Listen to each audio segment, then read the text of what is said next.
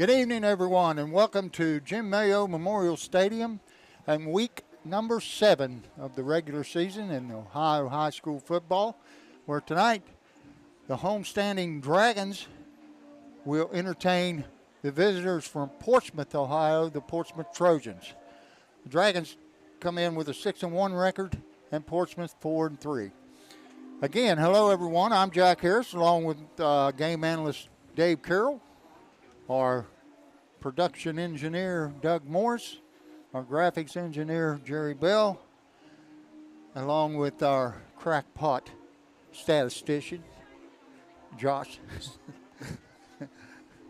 He's smiling. He's all smiles tonight. What's your last name again? Scarberry. Scarberry. I wanted to say Salisbury for some reason.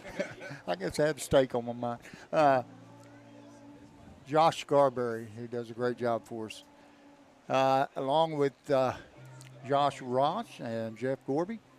And we got a crew of students here too. Yes. Tonight is homecoming night here at Fairland High School. Lots of alumni here tonight.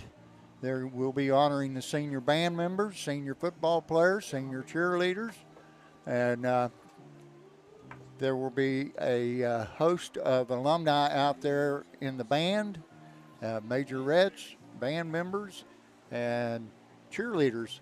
So tonight we're going to get off here about 6:30 or so and turn it over to Doug Morris and let him broadcast all of the alumni activities. We have a homecoming court, too, to introduce. That's right. That's later. a halftime. Right. So it's ought to be a great game tonight, Coach. What do you think? Well, they've got athletically, they match up pretty good to us. I don't know if you've looked at any of the stuff. They've got one kid, number 2, Chase Highland. He is a stud. He's an 11th grader. He's 5'8", 183 pounds. Wow. But he's outstanding. He had over 200 yards rushing last week. He is he's the real deal. But, here's the thing. Talking to Coach Jackson today, he said everything around them offensively revolves around that young man. And he felt like if we could put a dent, he said, you're not going to stop the kid, but we can slow him down. Right.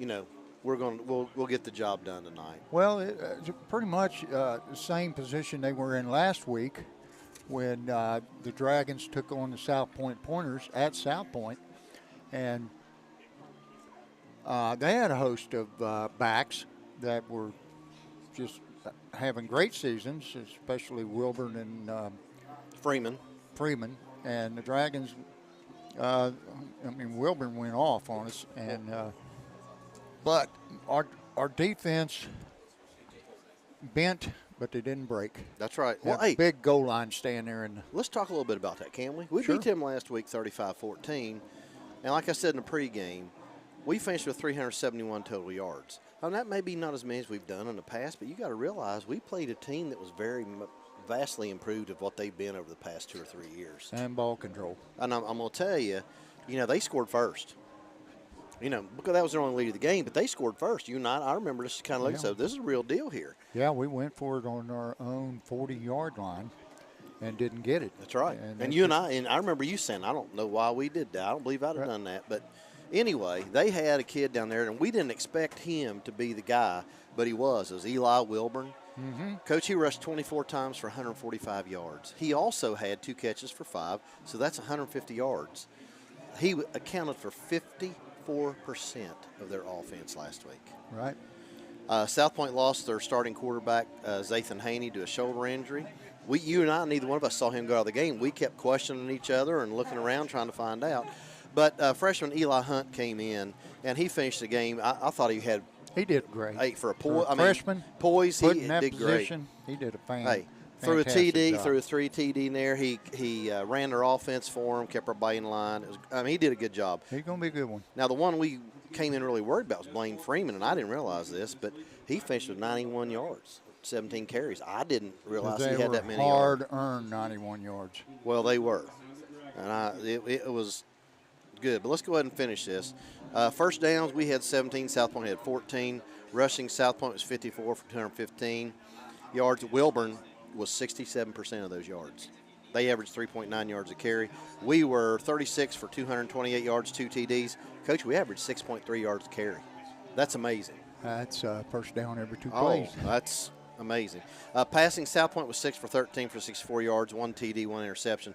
And I think probably the Hunt kid was the one that accounted for most of those yards. I don't remember Haney. He may have completed a couple passes, but I don't remember. We were 9 for 16, 143 yards. We had 1 TD, and we did have 1 interception. Total yards, again, was South Point 279. We had 371. Penalties, we were 7 for 53. South Point had 9 for 95. Did we have 2 touchdowns passing? One to we had, let's see, we had 1 to Hunt and 1 to Keegan. That's correct. You're right. And then we had 2 by Cam Kitts on the ground, and then Keegan Smith got that. He got that fumble recovery. Remember? Yes. So yes. he had that. Individual rushing for us. Cam Kitts was 16 for 101 yards, 2 TDs. Quentin Cremines, he was our play of the week, just running over people. We got a new nickname for him. Call him the Train now. Quentin the Train Cremines. Peyton Jackson was 7 for 37. Jack Hayden carried 5 times for 33. Jack Hayden, coach, was close on a couple of those plays to breaking some big yards. I was so surprised at his speed.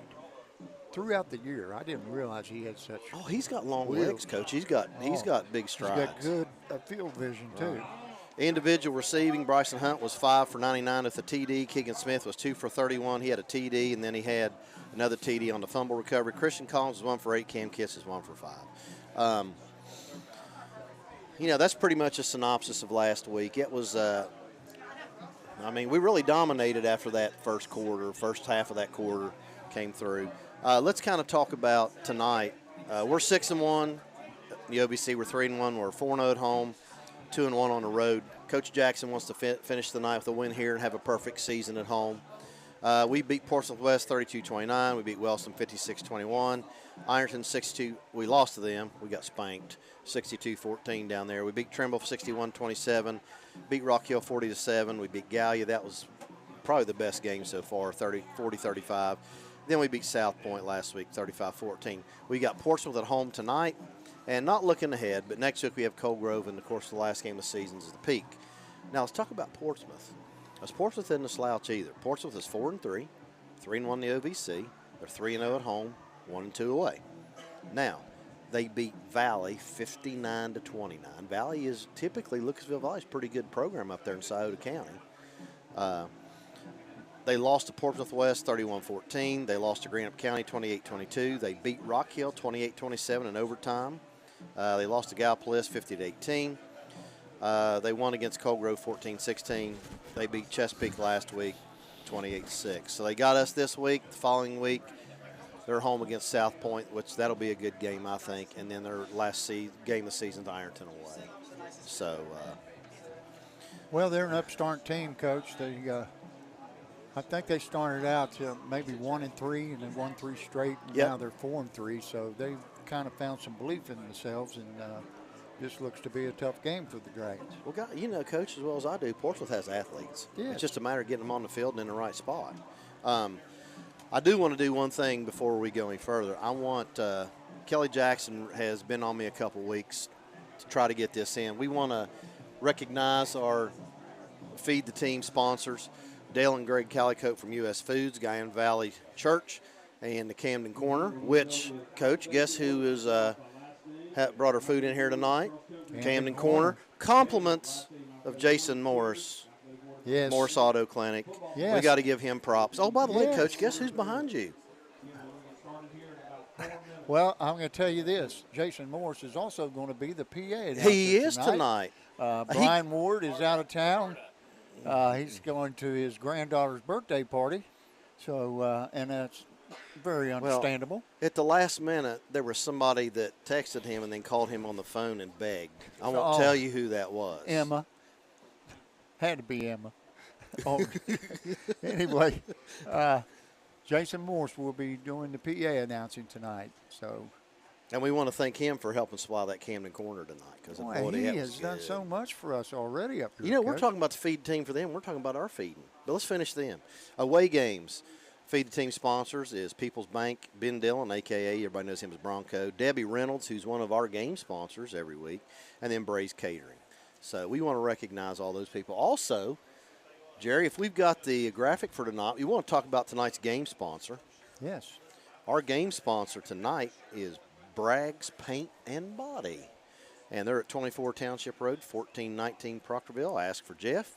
You can call him at 740-886-5934. Or he's big time, Coach. He's got a toll-free number, 1-800-860-6562. So we want to thank Jeff Bragg for coming in tonight and being our game sponsor. Our player of the game sponsor is Adkins Body Shop, County Road 107 Proctorville, 886-6469. That's Mr. Aaron Adkins. I talked to him earlier today. And our pregame sponsor tonight was Rockwood Baptist Church, 612 Rockwood Avenue, Chesapeake. And our postgame sponsor is Jeff Adkins Painting. He's a commercial and residential painting expert. Give him a call at 681-306-8578. All right. And, Coach, later on we've got some okay, we're going to have some good stuff. Coach, we're going to get off here and turn it over to Doug and let you guys at home enjoy our seniors. They're lined up and ready to go. All righty. So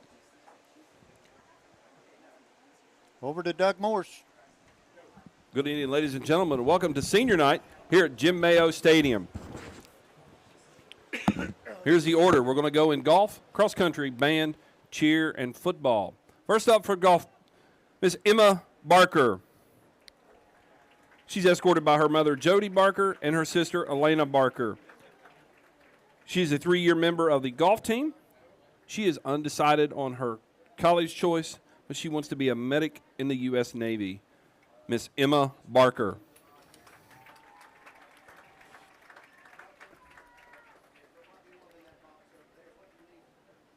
Next golfer, Miss Kaylee Sire. She's escorted by her parents, Jason and Ashley Sire, and her brother Kyle. This is her first year on the golf team. She plans on attending the University of Dayton and majoring in sports medicine. Miss Kaylee Sire.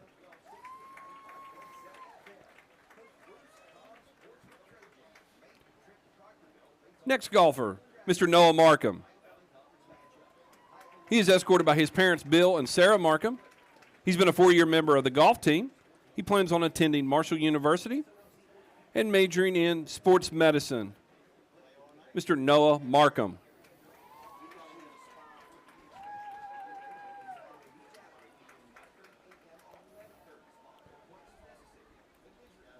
Our next golfer, Mr. Ben Southard. He's escorted by his parents, Damian and Ashley Southard. He's a 4-year member of the golf team. Plans on attending the University of Kentucky and to become a neurologist. Mr. Ben Southard.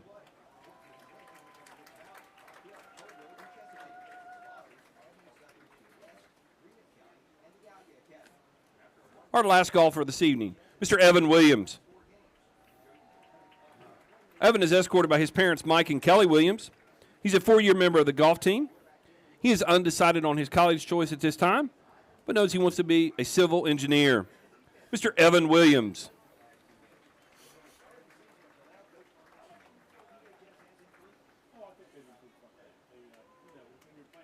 For our first cross-country member, Miss Leah Gorby. She's escorted by her parents, Shauna and Jason Gorby, and her brother, Bryce. This is her first year to run cross-country. She plans on attending The Ohio State University or Marshall University to become a veterinarian. Miss Leah Gorby.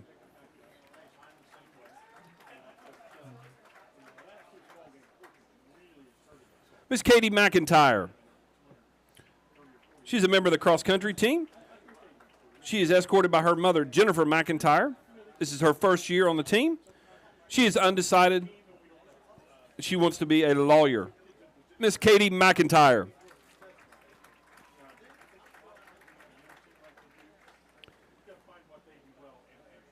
Miss Hannah Taylor. She's escorted by her parents, Dawn and Sherry Taubenheim, and her brother Tucker. She's been on the cross-country team 2 years. She's undecided on her college choice. She wants to get her BSN degree and become a traveling nurse. Miss Hannah Taylor.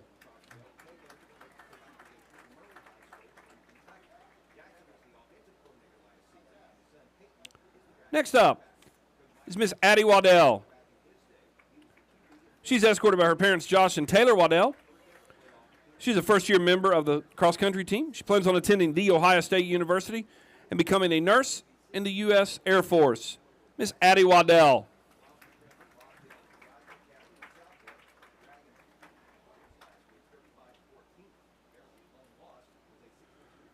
Miss Olivia Wood. She's escorted by her parents, Brittany Wood and Joe Burgess. She's the first-year member of the cross-country team. She plans on attending the University of Pikeville and engineering and chemical engineering.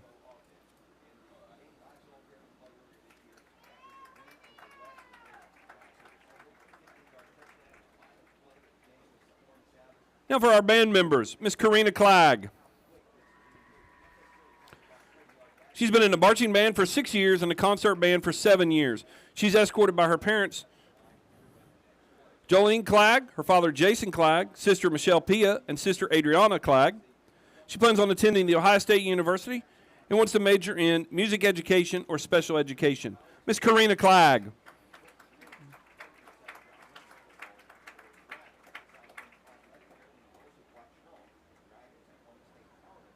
Next band senior, Miss Melanie Pine. She's escorted by her parents, Nicole and Jason Pine, and her brother, Eli. She's a 6-year member of the marching band, 7 years in concert band. She plans on attending Alice Lloyd, Shawnee, or Marshall University. She plans on majoring in radiology or physical therapist. Miss Melanie Pine.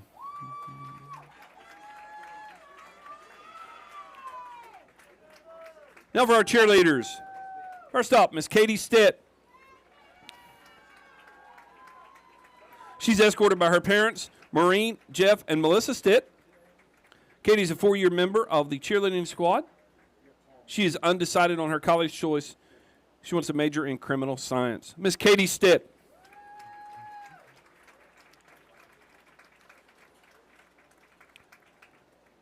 Next cheerleader, Miss Kinsey Ray.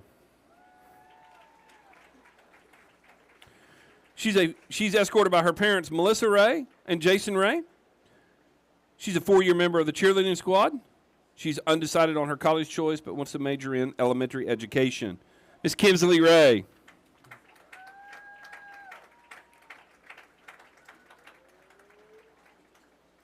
Now for our football players. Number 7, Christian Collins.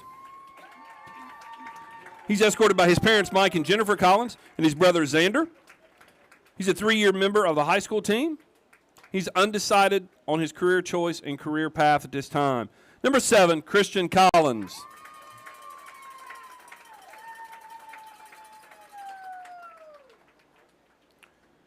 Number 10, Bryson Hunt. Bryson is escorted by his parents, Jennifer and Chris Hunt, his brothers, Tayton, Gavin, and Josh Hunt, and his sister-in-law, Bailey and Kenna Hunt. He's a 4-year member of the football team. At this time, he is currently undecided on his career choice and his college. Number 10, Mr. Bryson Hunt.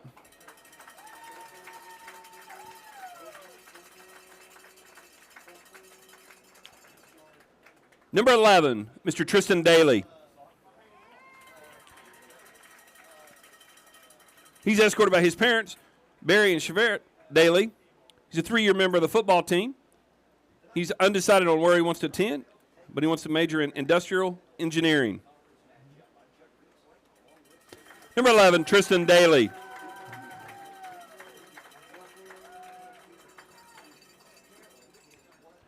Number 17, Will Davis. He's escorted by his parents, Dave and Aaron Hudson. He's a 1-year member of the high school football team, plans on attending Marshall University and majoring in X-ray technology. Number 17, Will Davis.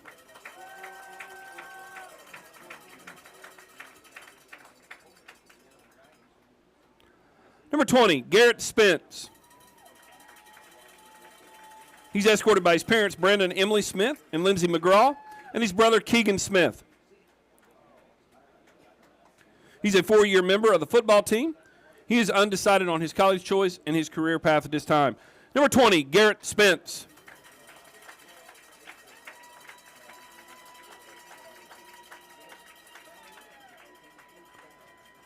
Number 28, Gage Wise. Gage is escorted by his parent, Chandra Rice. He's played football for 1 year, plans on attending Marshall University with an HVAC track. Number 28, Gage Wise.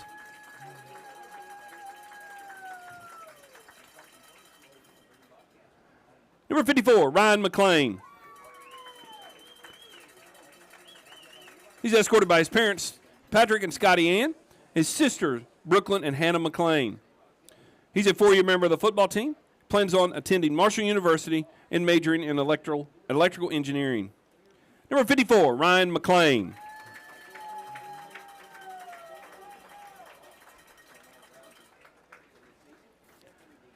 Number 57, Ryan Dixon.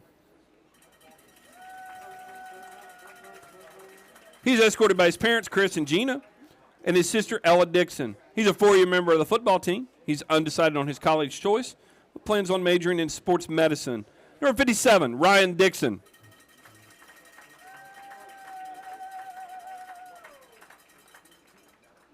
And our last senior tonight, number 12, Peyton Jackson. He's escorted by his parents, Steffi and Nick Eplin, Mike and Kelly Jackson. He's a 4-year member of the football team. He's undecided on his college and career choice at this time. Number 12, Peyton Jackson.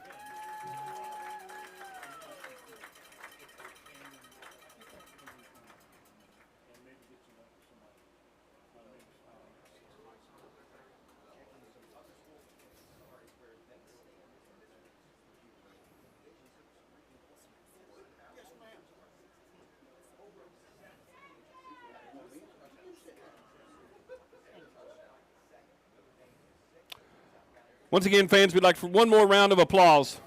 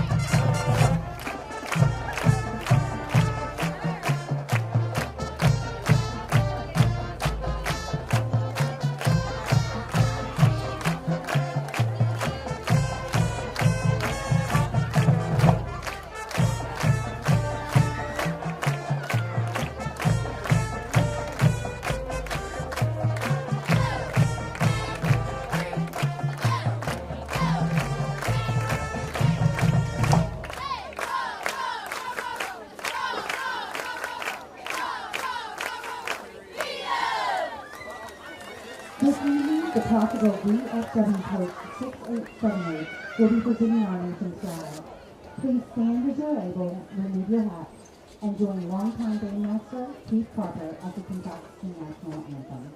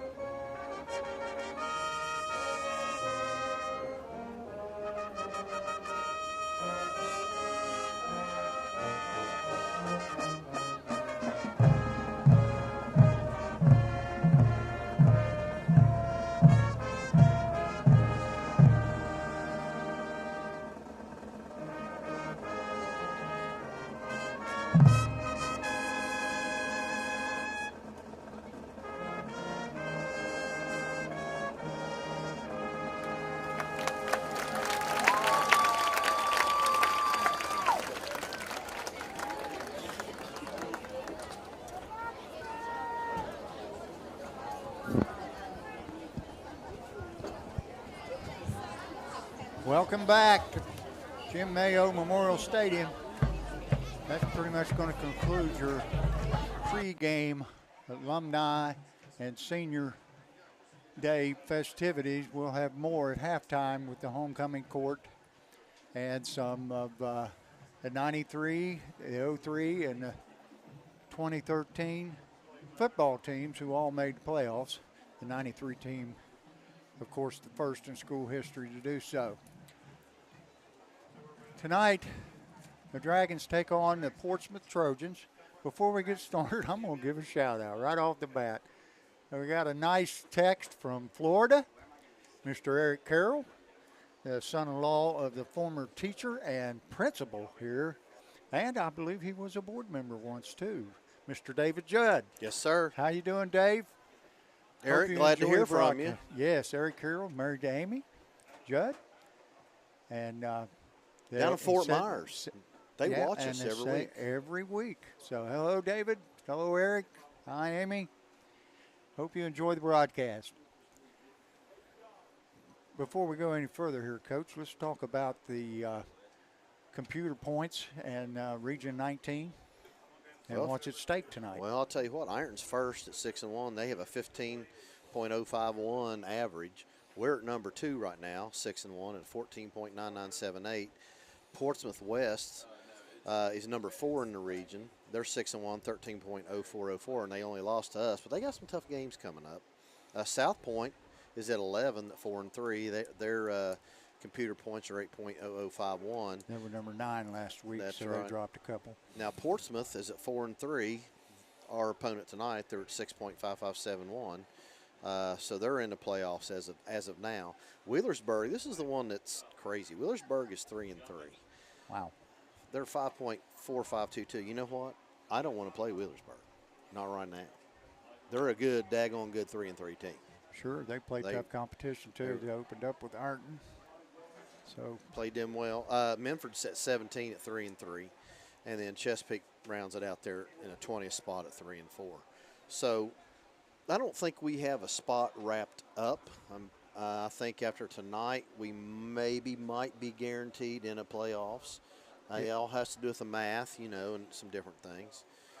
So, but right now we're sitting pretty good. Yes, we are. We're going to have at least one home game and possibly 2 if we finish in the top 4. And we hope. And Coach just mentioned D6 real quick. We got a couple teams there. Coal Grove is in there at 4-3. They're at 6.8929. So they're a 7 seed right now. And then Gloucester Trimble's right behind them in 8th. We play them. They're 4-2, and they're at 6.778.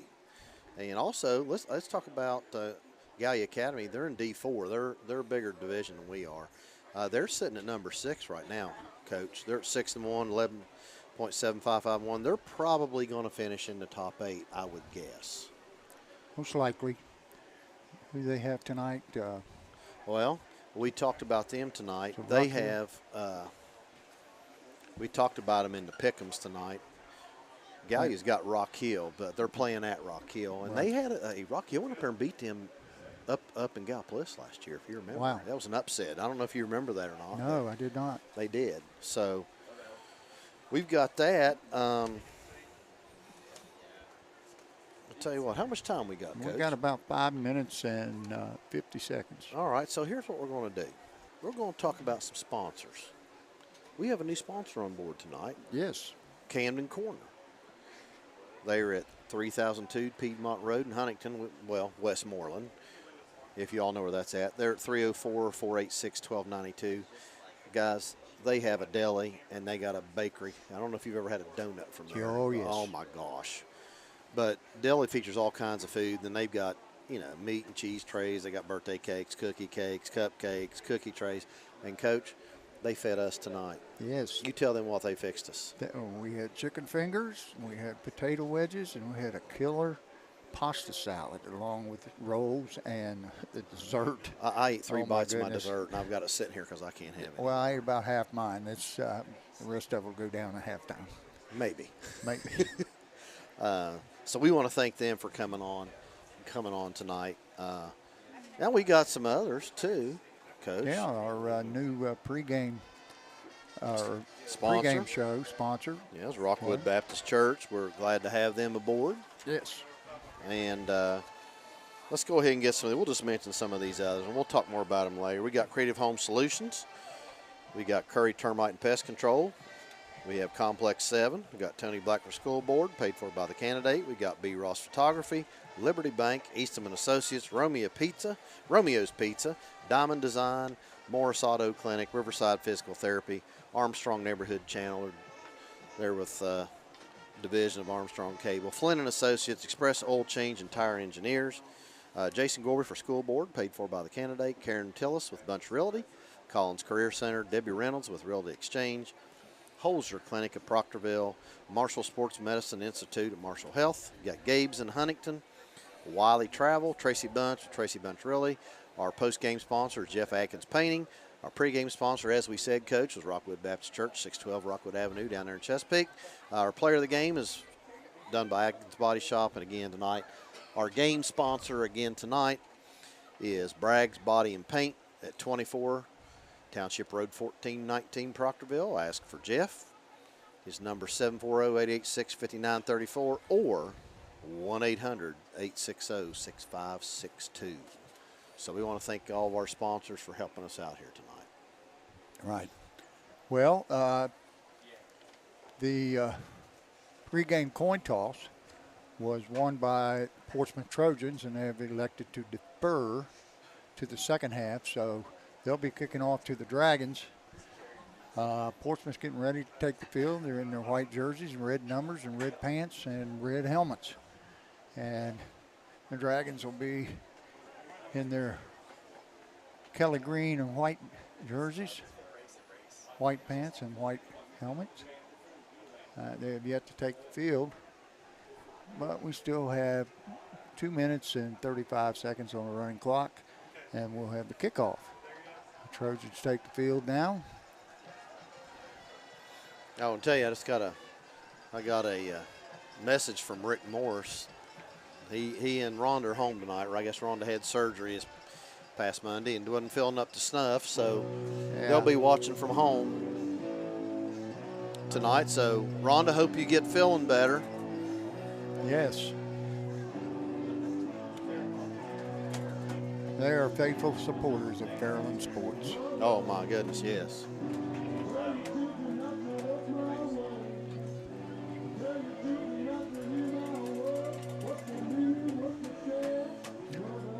Coach? I wanted to shout out to my brother Rick and let him know that we found out who holds the all-time record for single game passing yards. And I could not believe this one, but it's chance short, which I do believe it's chance short, but I don't believe the yardage. 672 Oh, they yards. played in a 73, 72 or some kind of game. Triple overtime. Yeah, up at Meggs. I was up there that night, and that was a crazy game. I had Chance for a couple years, and he was my quarterback Did you as a say, sophomore. Meggs had a running back and rushed for 500 Yeah, that game? he had 500. I think he had 530 some yards that game. I think it was ridiculous the amount of. I think it was a state record at that time of the amount of offense between the two teams. That's been several years ago.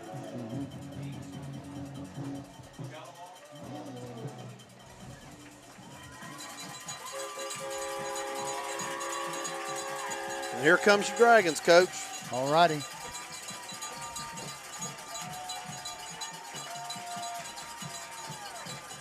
Being led by their seniors, Will Davis, Bryson Hunt, Peyton Jackson, Tristan Daly, and Gage Wise. Yep. Each carrying the flag. We've also got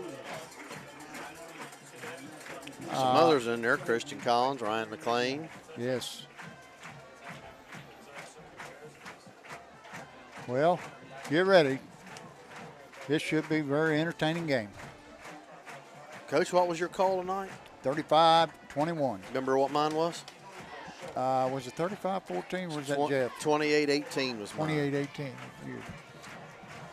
Well, I don't care if it's 2-0, as long as the Dragons Well, are that's on right. top. We'll take that, won't we? All right, the Dragons are going to take the field at the north end. And kicking off is number 32, Jacob Roth, the 5'7", 141-pound sophomore kicker. Back deep for the Dragons, number 1, Cam Kitts, number 10, Bryson Hunt. They're going to set up at about the 15-yard line.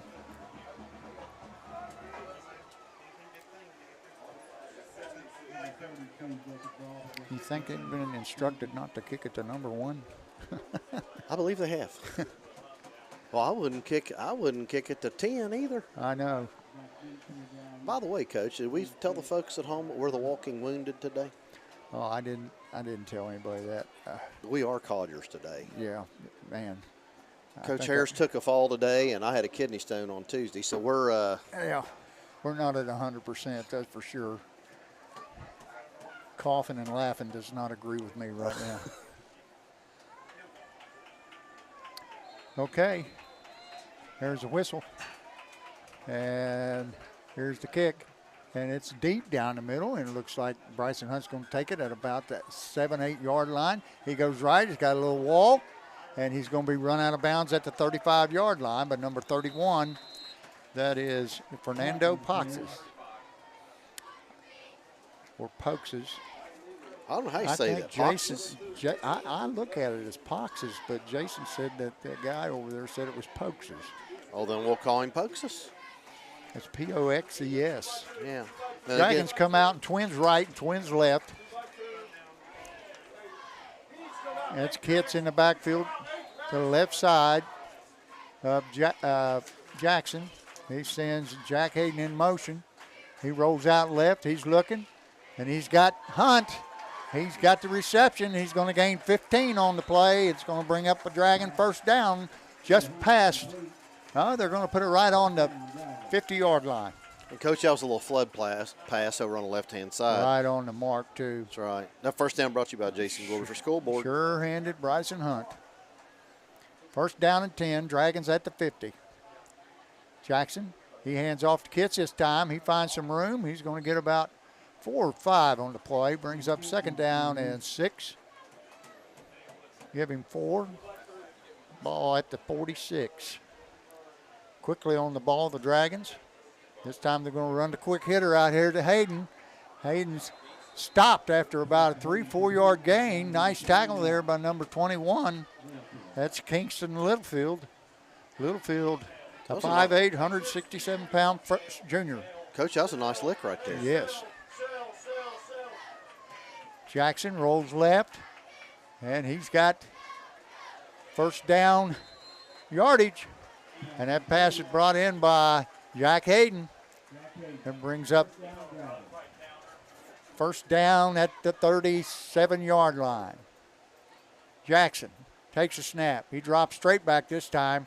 He's going to throw it deep down the sideline, and it hits number 20 right in the helmet. That's Nick Copley, and they're going to call pass interference. He didn't turn around and look back, Coach. Face guarding. Yes. And that's going to be 15 yards and an automatic first down. And, Coach, that last first down was courtesy of Karen Tillis with Realty Bunch, or with Bunch Realty.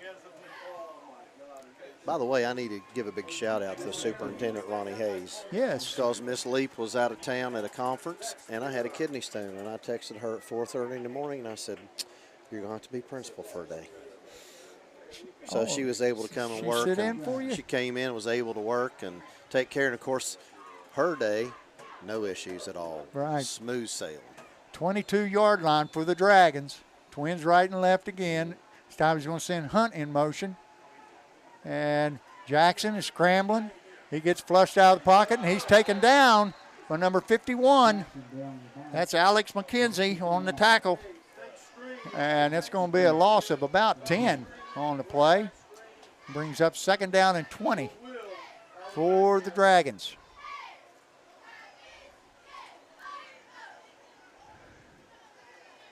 Looks like the Dragons will be in trips right this time. C.J. Graham's entered the lineup for the Dragons. Now he sends Hayden in the backfield, two backs.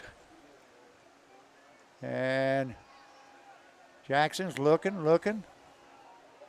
And that's number 7. They're going to call it incomplete. That was intended for Christian Collins. Oh, my.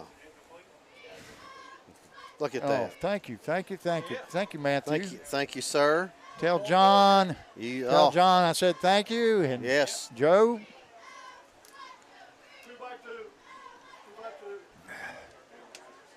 Two receivers right and left. Jackson takes a snap, and they're going to throw a little quick hitch out here, and he's going to be brought down for another loss. That's going to bring up fourth down, about 25, 26 yards to go. I don't know if the Dragons are going to go for it here or try to. I think they're going to go for it. Maybe coffin corner. Whatever they do, it's going to be deep. It's got to be.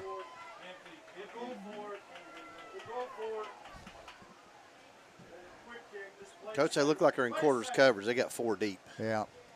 That's a little pooch punt. And fair catch by number 11. Bryson Hunt hit him. Didn't take him down, but he did wrap him up, and he called for fair catch, so that's going to be 15 yards. It's going to give him a lot better than would have been at the 10-yard line, but now it looks like it's going to be around the 25.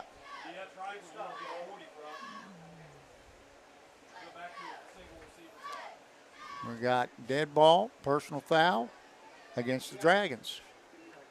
You've got to see that guy put his arm up, Coach. That's all there is to it. Yeah, that's just not a smart play on Bryson's part. He's a lot smarter than that.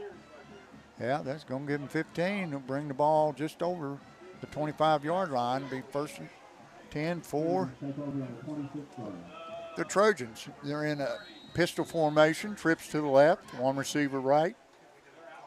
There's a snap, the handoff number 2, and he's taken down quickly by, is that number 11, Tristan Daly. It's our player of the week last week, Coach. Yes, he's just had an outstanding season for the Dragons. 4 sacks last week. Yes. And could have had more. That's probably got to be some kind of school record, to tell you the truth. Well, Coach Gorby and I did not have time to research that this week. So. Right. So that's going to bring up second down and 12. Loss of 2 yards at TFL. Quarterback, he's going to run it, and he's going to be brought down. That's number 6. That's Cameron Williams. He's a 5'5", 135-pound freshman.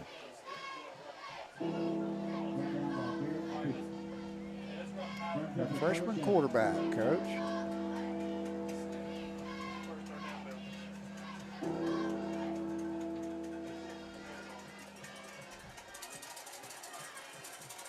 All right, we got 3 receivers right this time. Pistol formation in the backfield. And they're going to hand off to the tailback, and he's got some room. He's still churning. Oh, he's close. You think he's I got think it, they're going Coach. to call him a first down for the Trojans. Kid runs hard. Yeah, he does. Well, I told you he had 200 yards rushing last Yeah, that's Chase Highland, 5'8", 183-pound junior. Running back and linebacker.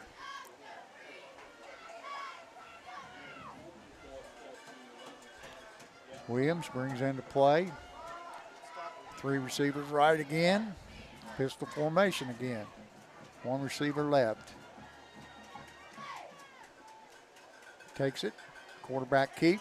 And I guess who snuffed made that out tackle. there by Here we go. Look who it is, Coach. number 20, It's a Garrett guru. Spence. Nice play. Yes. Nice job getting off that block, wrapping him up and getting him to the ground.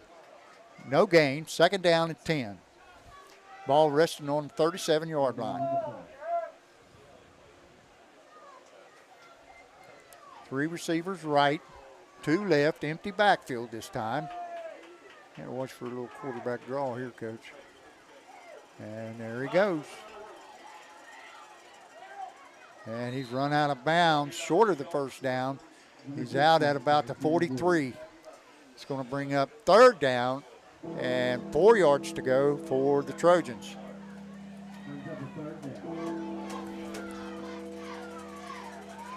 Coach, we said in the pregame show, this team isn't a slouch by any stretch of the imagination. No, they're a good playing with a football ton team. of confidence right now, Coach.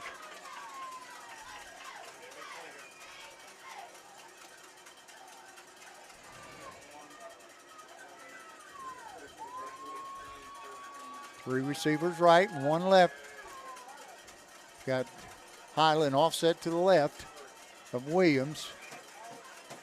And he's going to hand to Williams. Williams gets the outside, and he's got the first down. Nice run. And brought down again by this time, that's Quentin Cremines got him on the ground, but not before he picks up a first down. Brings up 1st and 10 at the 49-yard line.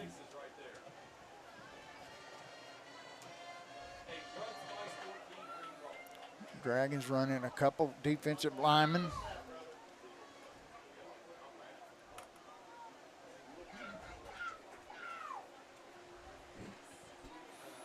Trips to the left this time. 2 receivers right, empty backfield again. And they're going to run the quick hitter out to the right side. And that's Highland, and he gets almost 10. They'll bring up second down and about a half yard to go.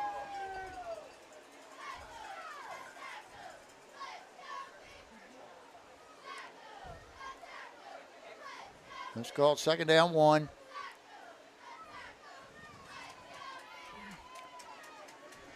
Ball in Fairland territory. Trips left. They're going to run the same play again. This time he's going to get enough for the first down, I think. Yes. Needed 1, got 2. First down, Trojans. Coach, that's the 3rd first down on this drive. Right now they're being very methodical, and quarterback's got quick feet. Highland's tough. Twins right and twins left this time. Pistol backfield. Williams takes a snap. He fakes a handoff. He's going outside, trying to get outside, and that's Keegan Smith got him around the shoulder pads and brought him down for very minimal gain of 0 yards. That's about Coach, as it's a minimal as you can get. good thing he spun him around and got him out of bounds. Or if he'd pulled back on me, he'd got him for a horse collar. Well, you got to get your hand down inside the shoulder pads, and he definitely had it on the jersey. Okay, we got 4 receivers right this time and 1 left. We got to look at that quick hitter right now. And they pass it out. And They weren't fooled. Jack Hayden wrapped him up and threw him down for a 4-yard loss. Here's your replay, Coach. Right. Great job. Watch Jack fight He off got that block. Yes, he got off that block by number 4. Nice Landon job. Malone. So that's going to bring up 3rd down and 14. Big down for both teams here, Coach. Huge. Yep. You got 4:55 left in this first quarter. I figured we'd have a score by now. 4 receivers to the left this time. 1 right, empty backfield. Takes a snap, rolls to his left. He's looking, and it's intercepted by Keegan Smith at the 35-yard line. Here we go, Coach. Look at this replay. Throw it right to him. Great Nice job. Keegan Smith must have been baiting him again. I remember he told us. I think he's going for a school record in interceptions this year, Coach. That's at least 3 he's had in the last couple of weeks. He had a big interception against Gallia. I'll tell you, that one-handed grab he made. Right. Wow. Dragons come out and trips to the left. 1 receiver right. That's Jack Hayden on the right. In the backfield is Quentin Cremines, the train. That's the new nickname. Trojans in there 4-2. And they're going to run the quick hitter out to Bryson Hunt. He's got some room, and he stretches out to get the 1st down. Exactly 10 yards.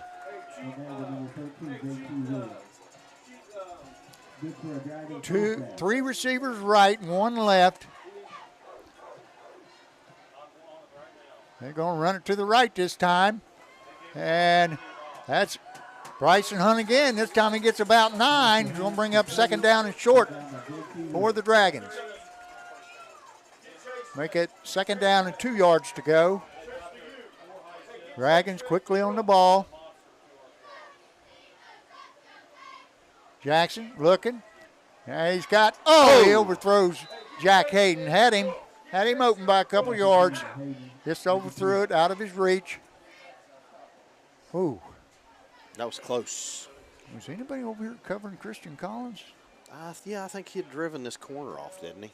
I don't know. I think he had this corner. He had driven him off the ball. He'd cleared him Trip off. receivers left, 1 right. Jackson takes a snap. He rolls to his left. He's looking. And he's got room. He's going to turn it up and get the 1st down. And he's going to be run out of bounds at about the 26-yard line. 1st down, Dragons. Here's your replay, Coach. Portsmouth did a good job coverage. Peyton saw the opening, took it, and got out of bounds. Nice job by 21 not to have a late hit. He held him up there. Trips to the left again for the Dragons. Jackson takes it. They're going to run the quick hitter out to, that's C.J. Graham. Makes a couple miss. He's still going. And he's brought down inside the 10, around the 5-yard line. Going to bring up 1st down and goal. Here we go. That was a great run by C.J. It was. Went through a couple tacklers. And we got a flag down, Coach. What do we got? Holding. Looks like the Dragons are going backwards. Illegal procedure. Be a 5-yard penalty. So must not have been set. I don't know. They're so quick on the ball. I don't know how they didn't get set.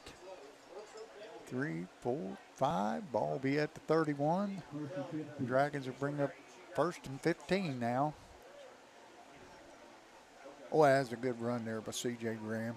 Great job. Trips left. Quentin Cremines on the left side of Jackson. Jackson takes a snap, hands to Quentin Cremines. He's off the right side, and he's going to get about 3 or 4 on the play. And brings up 2nd down and 12 for the Dragons.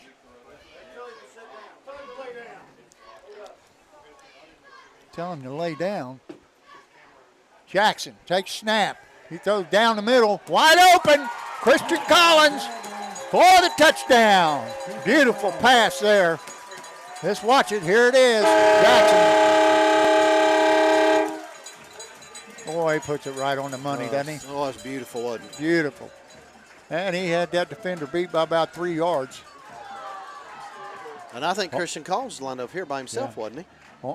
On the kick, the extra point, Aiden Miller has had an outstanding season. His first year kicking. Takes a snap. Kick is up, and it's good. Dragons lead with 2 minutes, 58 seconds to go here in the first quarter. Dragons 7, Trojans 0. Woo! Hey, it's time for some Codgers trivia. All right. Now, Coach, let's see if you know. Oh, I know this first one. Well, you probably saw it, didn't you? I think I Daggone. did, but you'd have to be brain dead up here. No, you better not. All right. Jerry, have you got it? Alec, you got it for us? Yep. This first question, Coach, is brought to you by Flynn and Associates. Now, question of last week. Who surprised the Codgers and crew with food last week down at South Point? Coach, the reason I know this is because you made a statement, and the next thing you know, they're delivering this pizza from Giovanni's, supplied by none other than Lonnie Watts. That's right. Let's see if he's correct. And Lonnie, I know you're watching tonight. If you're not, I didn't see him out there. I'll guarantee you Lonnie's watching. Him and anyway. Trish. Hi, Tricia. Didn't see you on the bus route today, but I know you were there. Lonnie, we appreciate you, brother. Thank you so much for last week. On to kick off for the Dragons, Aiden Miller. And his kick is right down the middle to the 10-yard line. And that is number 13. He makes a nice move. He gets free. Still. Oh, nice my little goodness. move. He looks like he's got a convoy in front of him. And there's a great block. And he's going to return this thing. Down about the 2, I think, Coach. Christian Collins. Touchdown saving tackle, but that return was 88 yards. We don't have a replay on that. He took it at about the 10 and he got knocked out of bounds at the 2, 3. Let's call it the 3. It says 87-yard kickoff return. Shoo. He made some good moves, didn't he? Boy, that's a great answer for the Trojans. Down 7-0 with 2:36 to go. Threatening here. They come with the I backfield this time. Williams going to go up under center. 2 receivers right. And they're just going to hand it to the tailback, and he is, I think he is short by about a half a yard. Brings up 2nd down and goal at the half-yard line. About the half-yard line. Just outside the goal line. They're going to set up in tight end to the left. Backfield again. Williams takes snap. He hands to Highland, and he's in the end zone. Touchdown. Number 2, Keelan on the carry. I haven't seen a signal yet, but they're going to place it at the 3, so he got in there on the kick the extra point. Is number 15, Zach Roth. Got the swinging gate, Coach. 5'10", 168-pound senior. And the linemen move over, and they will attempt the extra point. There's a snap. Kick is down, kick is up, and kick is good. And your score, with exactly 2 minutes to go here in the first quarter, Fairland 7, Portsmouth 7. Whew. Let's go through some more of our sponsors. Collins Career Center, Debbie Man. Reynolds with Realty Exchange. How many tackles that kid break on that? I don't know, several. He made a heck of a run. Yes, he Spin did. move. Holzer Clinic in Proctorville, Marshall Sports Medicine Institute, Marshall Health, Gabe's, Wiley Travel, Tracy Bunch with Tracy Bunch Realty.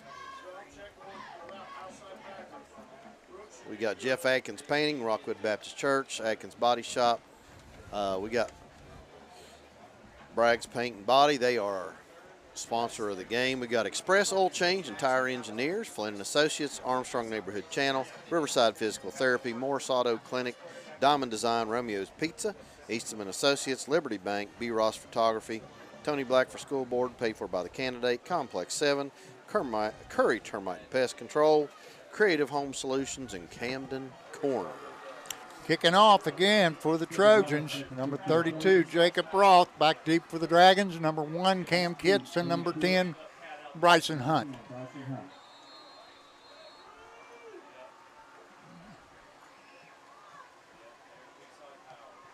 He kicks it down the middle, and Cam Kitts comes over. He's got a return to the right. He's got a nice return. He's out over the 40 to about the 44-yard line. That's a nice return too, Coach. Yes, it wasn't it 87 is. yards, but it's still a nice You're return. going to mark him at the 43.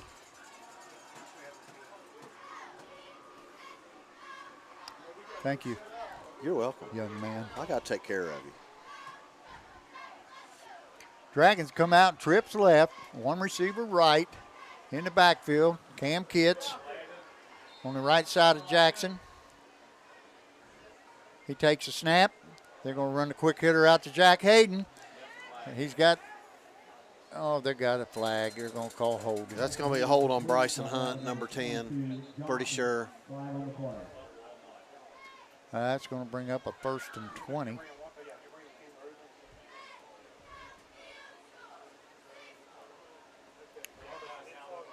No, they called illegal procedure, Coach. Be a 5-yard penalty, bring up 1st and 15. Well, I don't know what was a legal procedure there. Unless somebody wasn't know if they lined called- up on the line. If we had too many guys in the backfield, I don't Well, know. how come that's 6 yards instead of 5? You need to move it up a yard. Well, that linesman should be taking care of that right now. Yeah. Jackson trips left, takes a snap. He's looking, and he's going down. That's number 7, Andrew Berry, on the sack. And Coach, Portsmouth's done a great job with their coverage tonight. They really have. Oh, it's 17, Coach. Levon Cobb on the sack. Saw the 7, didn't see the 1. I think Levon played basketball for them, didn't he, last year? That bring up 2nd and about 23. He's going deep for all of it. And come on, man. And Get Nick in for Brooks this play. Get Nick in for Brooks. You're going to get a slip. that looked like interference, Coach. But no flag. Brings up 3rd down. And 28. They've got 15, but it's about 23 yards. Make it, 23 yards. There's a snap. Jackson looks. They're going to run the jailbreak screen to Hunt. Hunt gets about 6 on the play, brings up 4th down, and the Dragons are going to send in the punting unit.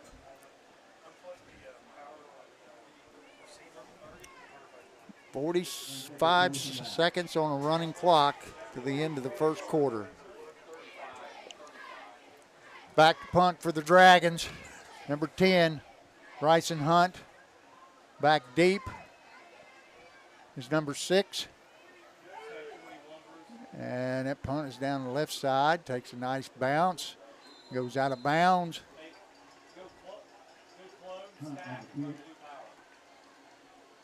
Tell you what, Coach, And it's they nice to call it. see number 4, Big Ron, back out there. Lucas Bumpus, after an injury, he's back finally. Oh, good. And they're going to take it at about the 27-yard line.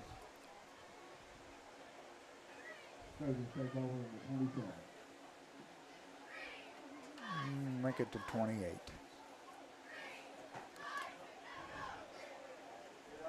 Trojans come out. And 2 receivers to the left. They're going back to the I backfield. They're going to give him a dose of Highland here, Coach. There's a handoff to Highland. He goes up the gut, and he's down after about a 2 or 3 yard gain. Brings up 2nd down and 7. Nice little power play. They're running the fullback through and kicking out with the guard right there. Or actually, I guess they're kicking out the fullback and leading up with the guard. Yeah, that fullback 17, Levon Cobb. And it's going to be the end of the first quarter with your score, Fairland 7, Portsmouth 7. Well, Coach, down there on the track, Dragon fans, our Dragon is back to race 3 new challengers. Cheer him on to another victory this week.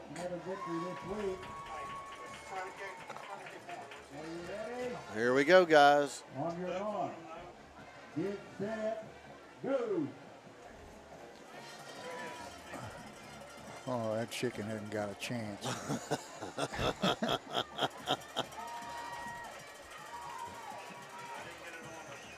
I don't think any of them boys have a chance, Coach. Yeah, looks like the Dragon. Oh, the 3 contenders went down. They went down at about the 20-yard line. Oh, my. All right, we're about ready to start the second quarter. And a second down is 7 for the Trojans. The ball will be placed at the 32-yard line. Let's make it the 31.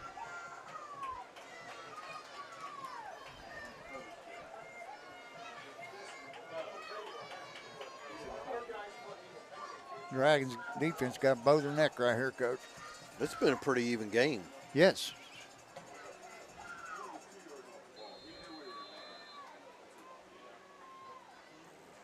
High backfield again. Twin receivers to the left, stacked behind each other. They're going to hand to Highland, and he's going down. And there on the play is Garrett Spence and Ryan Dixon. That's going to bring up 3rd down and 6. Big 3rd down right here. Let's see what the Dragons have right here. I don't know, but the Dragons have Dixon over the center, so that's their nickel package. Yep, they're He's gonna gonna pick a gap and just go. The Dragons have 8 defenders in the secondary. And there's a rollout by Williams. He's being pursued by Daly. He gets around Daly. Now, I don't think he got it. He's going to go out of bounds. He's going to be close, isn't he? No, are they it going looks to like mark they're him? going to mark him Oh, clear back wow. at the 35. Wow. So that's going to bring up 4th down and 3. Long 3. What are they doing? It looks like they're going to go for it, Coach. This early in the game, field position, I'd punt that ball. Yeah. They're in twins right and left. Highland behind. That might be a quick kick here, Coach. Quarterback takes it and he punts it. And back deep is Hunt. And he gets around one defender. Cuts it up. Oh, and he lost the ball, but I think he got back on it. He lost one last week. Got to take care of that football. Boy, that would have been disastrous. Yeah, Coach, we didn't talk about it, but this is a good game. This could come down to penalties and turnovers. Well, we've had our share of penalties already. And they have 1 turnover. We don't have one yet. Dragons come out and trips right. Will Davis into the lineup by himself here on the bottom of your screen. Jackson snaps, looks. He's going deep down the middle. He's got one out there, and that's Bryson Hunt for the touchdown. Boy, he ran right by that. Here we go, Coach. Oh, he beat him by 4 yards, Coach. I don't know. That might have been a busted coverage. That looked funny. Jerry, can we see that one more time? Is that possible? I don't know, Coach. We got enough of it there not to see it, but he was there too. That was On quick. for the extra point, Aiden Miller. Here it is, Coach. I don't know if he just outrun him or. Yeah, he didn't get over in his half field. There's a kick, and it's good. And the Dragons lead with 10:47 to go here in the second quarter. 14-7 Fairland. All right, Coach. Go with it, brother. It's time for now. You know the answer to this, but we got to do this for the people got at a trivia home. question? Yeah. This one's sponsored by Marshall Sports Medicine. Okay. So we're going to get this one up here. It's question number 2. To see if people paid attention last week. Oh, this Question, This who is had unfair. 4 sacks for the Dragons last week? Was it A, Ryan Dixon, B, Tristan Daly, C, Garrett the Guru, defensive guru Spence, or D, Will Calico? So, folks at home, we hope you all were paying attention, because if you did and you saw on Facebook, they would know. that it's B, Tristan Daly. Let's see if that's right. Coach Harris got it. Now, Coach, I got some more questions later here that's really, you're going to have to go back and hit the old. I had to give you the easy ones start now. Well, those were 2 easy ones. The next one's easy. Okay. Back deep is number 12 or 22. 22 is Caleb Johnson, and number 2, Chase Highland. Here's the kick. It gets a little pooch kick over here to number 14, and he's going to be taken down by Garrett Spence. Slings him to the ground, and that's going to give the Trojans the ball at about the 32-yard line. Coach, you know what? Garrett's picked up his This guy right here marks it at a 32, and then they've got it over at the 33 on the. I'm going to get on a Rusty over there. Him and I guess it's Mark Curry. And, Rusty doesn't have anything to do with it. Sorry, bud. Oh, I have to give Micaiah and Braylon a shout out. Micaiah and Braylon. Hope you're enjoying the game. We got stacked receivers, high backfield.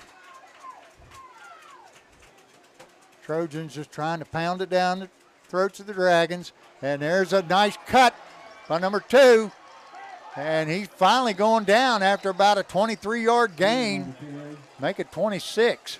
And Boy, Coach, he's a hard that runner. just looked like a trap. Well, we missed it, but it looked like a trap play to me, Coach, like an Well, 07 trap.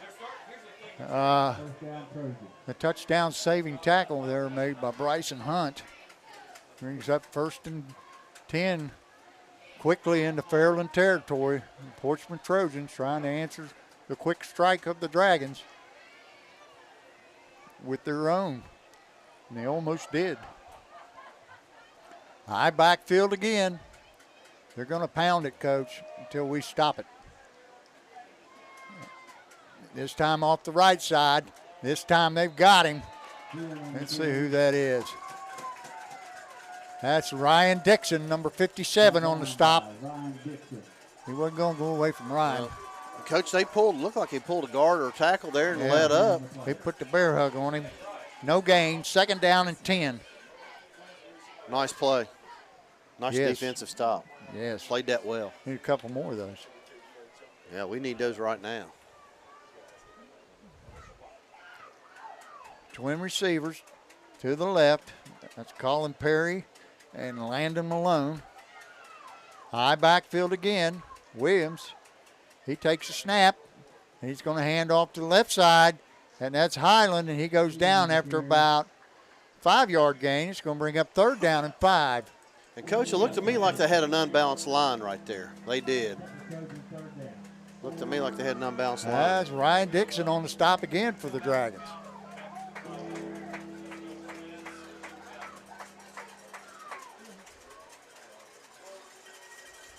Third down 5. I'd say they're in 4-down territory. They went for it on 4th and 4 in their own territory. High backfield once again. This time, a handoff to Highland again, and he's got room, and he's gone. Oh, no, he tripped over the 12-yard line. I think it was. No, 12-yard line gets you every time. Yeah, well, I'll tell you what. They're going to place it at about the 11. Blade of grass just grabbed right up there and grabbed his ankle, didn't it? Oh, yeah, that's what Coach Jackson was working on the field for today. No, he for sure had 6, didn't he? Yes, he did. unbalanced line here, Coach. Check it out. And they're going to hand it to the fullback, and he's not going far. That's just a dive.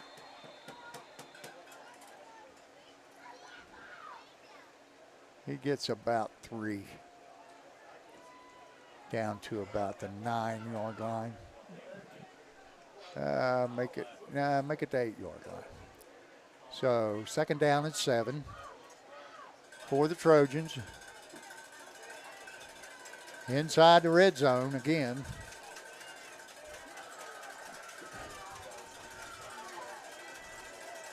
Trojans looking to tie this one up once again.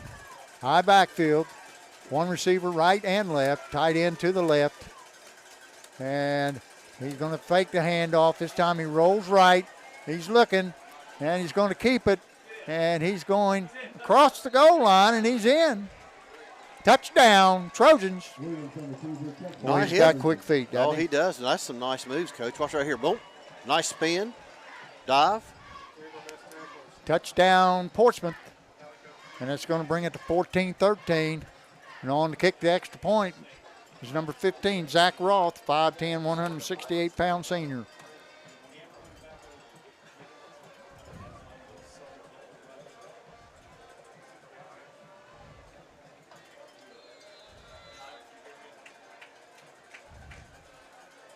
There's a snap, and there's a kick, and it's blocked. No good. I don't know who got their hands on that. Let's see a replay. Was it Jack Hayden? Do we have a replay? Is it Jack Hayden, Christian Collins? I don't know who it was there. No, it's Quentin the Train. Or was it Jack? I think it was Quentin. I don't know. Quentin got his hand up. Couldn't tell from the replay, Coach. I thought I saw Jack throw his hand up there and get it. Let's take a look right here. All right, Quentin is at the right linebacker. He jumps and hits it right there, number 21. Quentin the Train Cremines with the block. And Dragons lead 14-13. 7 minutes, 26 seconds to go here in the second quarter. Okay, Coach, we got Very time. Question entertaining football game. That's been good. Here we go. This question is sponsored by Holzer. All right, here we go. Question number 3. Who kicked an extra point and was in the homecoming court in the same night? Was it A, Emma Marshall, B, Tyree Caesar, C, Michael Tubbs, or D, Chase Fisher? Well, I guess Emma, but... well, I don't know. Let's look and see real quick. And that would be your answer, Emma Marshall. All right, back to live action. Here's the kickoff. It's a low liner. That's going to go to Bryson Hunt. He's looking for a hole. He's found a little bit of room, and he goes down at around the 35-yard line. Nice little return. Yeah. By the way, all those people on the screen there were in the homecoming court, if you didn't know. I didn't. I knew that Emma kicked a game-winning field goal. Well, Tyree and Michael and Chase. Nelsonville, York. That's correct. I still remember that call you made. Oh, my. It's good, it's good, it's good. All those 3 guys I mentioned, though, they were all homecoming kings. Trip receivers to the left. Going to run the quick hitter out here to Jack Hayden. He's got some room. And he's going out of bounds at about the 47-yard line. That's going to be a first down for the Dragons. Well, they're Dragons passing game is giving them fits right now. They're giving now us we got twins right and left. Jackson drops. He looks. He's going to run a little swing pattern out here to Cam Kitts. He makes a move, and he's going down after about a 7-yard gain. And that'll bring up 2nd down and 3 for the Dragons. Ball in quickly into Portsmouth territory at the 46. Jackson takes a snap. They run the quick hitter out here to C.J. Graham. He's got some room. He breaks one tackle. He's still going. He's down to about the 31-yard line. Boy, C.J. Graham has played fantastic this year, hasn't he, Yes, Coach? he has. Absolutely. 3 receivers right, 1 left in the backfield. This time It's Cam Kitts. He's got some room. He's at the 20, the 15. He's run out of bounds and around the 10-yard line. I think he's got a cramp. We've got a flag on the play. I don't think we were set, but I think he's got a heck of a cramp right now. Holding against the Dragons. Aren't they going to throw any flags on Portsmouth tonight? I don't know. I guess we could phone them up and see. Well, they haven't thrown one yet. I don't know what happened to Cam's. I thought maybe it was a cramp, but I don't think it looks like they're working on his knee, Coach. Cam, is he hurt? Yeah, that's what I said. Looks like they're working on his knee. Where is he? He's down here. Oh, my. Let's hope the young man's okay. I knew he was hurt. I saw him. Well, that's going to bring up first down and 20 for the Dragons. Another flag. All right, Cam's up. That's a good thing.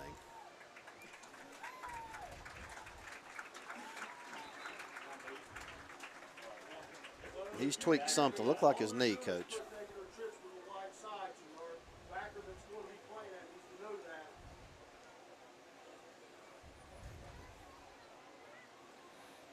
It looks like Quentin Cremines is going to go to the lineup at the running back. 2 receivers right and 2 left.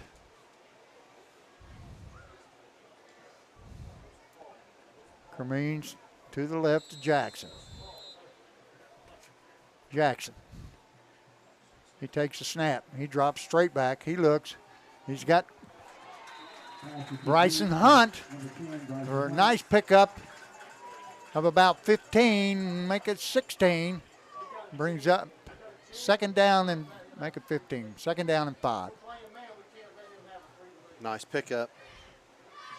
This time they're going to drop it off out here to Quentin Cremines, and he should have the first down. Oh, no.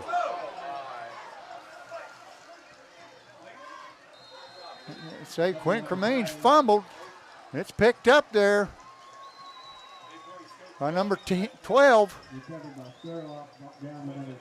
Leland Skurlock, 5'8", 134-pound sophomore. Picks up the loose ball and rambles into Fairland territory at the 48-yard line. Boy, turnovers and kill there's you. the first turnover of the game for the Dragons.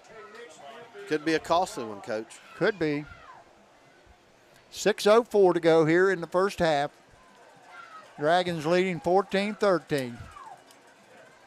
Trojans take over on the turnover.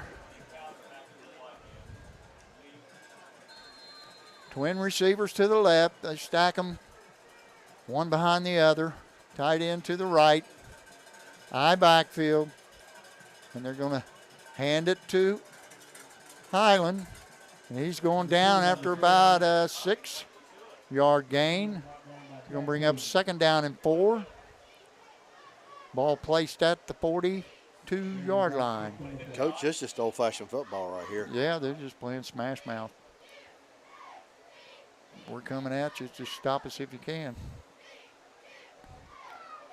But I noticed they have been running toward the tight end. Well, that's a key you can pick up. Yep. This time we're going to have a tight end to the left. Coach, that's an unbalanced line. Yeah, you count that wide receiver out there. They hand to the fullback, and Ryan Dixon wraps him up along with Garrett Cornwell. And he did not make it, so it's going to bring up a third down and about, we're going to call it 2.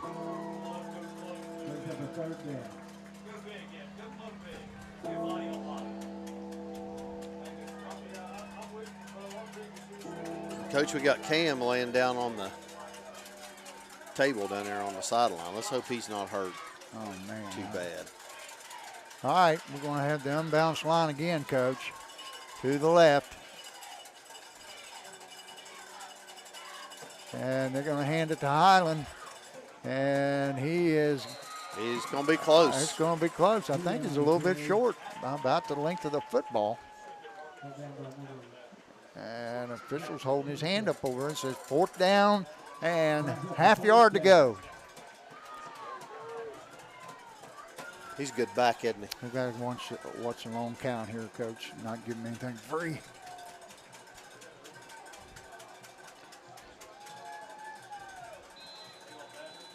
And we'll have a timeout for a measurement. By the way, Coach, I meant to mention we had a special conductor tonight, the band. Yes. Old friend of ours. Very. Put about 30, however many years into the school district. I think it was at least 34, maybe more. It was, well, he retired after 40.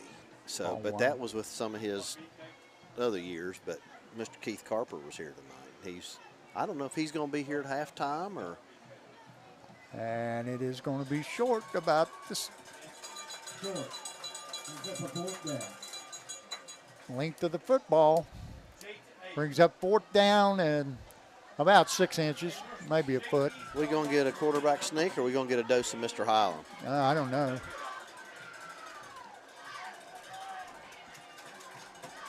I know the defense better crowd that line of scrimmage. They're And going we're to going to go with Power Eye. Power Eye this time. I think we're going to see Mr. Highland. There he is, and there's the first down. Still going. Yep, he got about 7 or 8 on the play. Give him be a 1st and 10 at the 32-yard line. 3 minutes, 58 seconds on a running clock.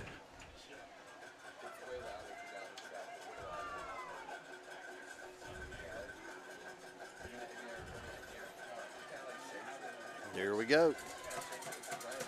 Tight end to the right, high backfield. Twins left. They're going to hand to Highland again. He goes off the left side, and he's going to get about 5 or 6 more. All right, let's give him 7. Oh, he's tough. But he's a workhorse, isn't he? He is. He had 200-some yards last week, Coach. Right, that's going to take it to the 25-yard line. Brings up 2nd down and 3.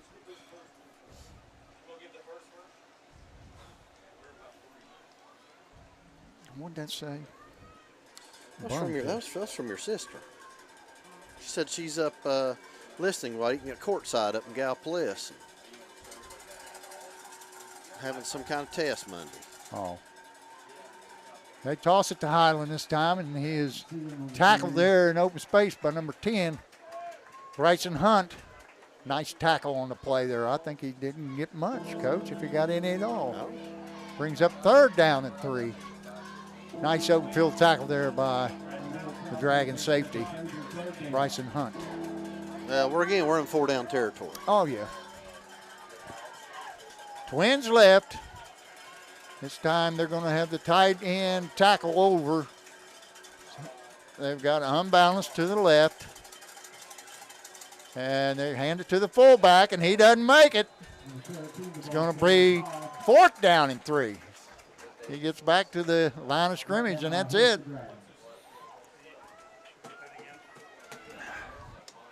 I'm sure they're trying to get us to shift down to get an advantage, and we stayed right where Yeah, we it's were. all about numbers, Coach.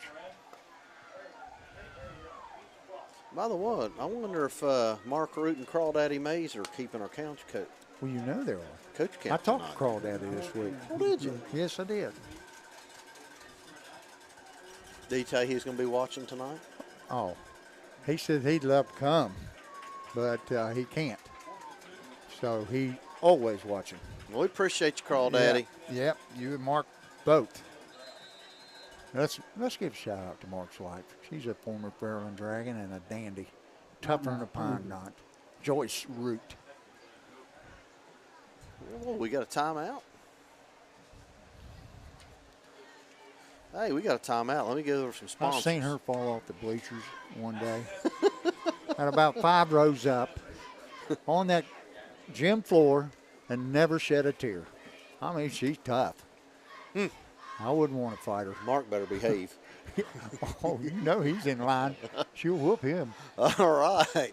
Our game sponsor tonight is Bragg's Paint and Body, 24 Township Road, 1419 Proctorville. Ask for Jeff, 740-886-5934, or toll free at 800-860-6562.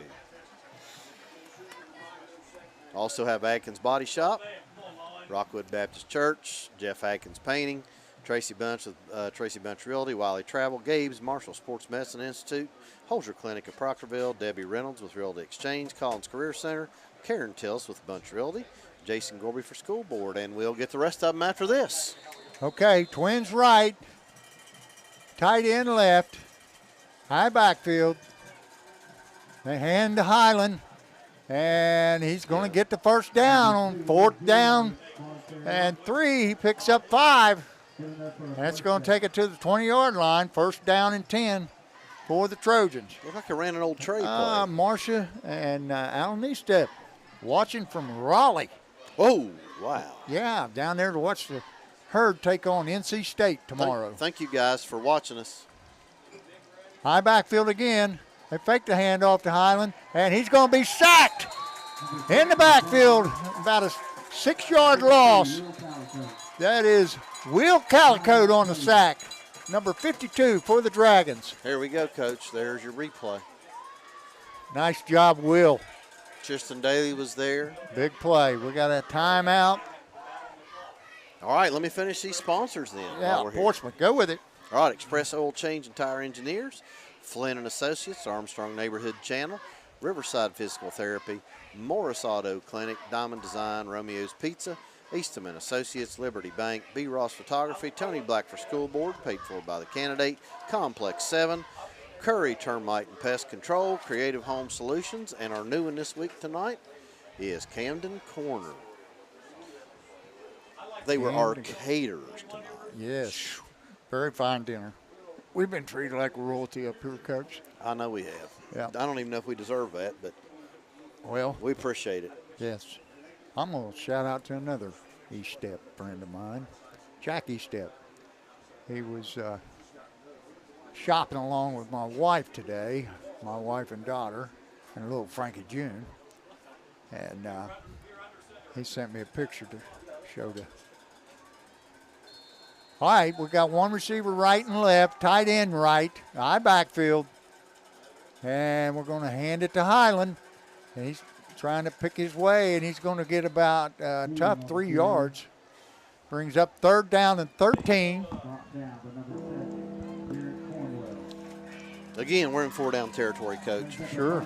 We got 50 seconds left, basically. Well, I'm going to here. say they attacked their edge this time, Coach, either right or left. They're going to have to get the ball out because they're going to run out of time. We're at 43 This might seconds. be a tall sweep. We got Twins to the left, tight end right, and they're going to roll out right. There's their quarterback, and it's going to be knocked away by Keegan Smith. Nice play on the football there. Here we go, Coach. Look at this replay. Nice. Nice job. 4th down and 13. Big down coming up here for the Dragon defense. 28.5 seconds left.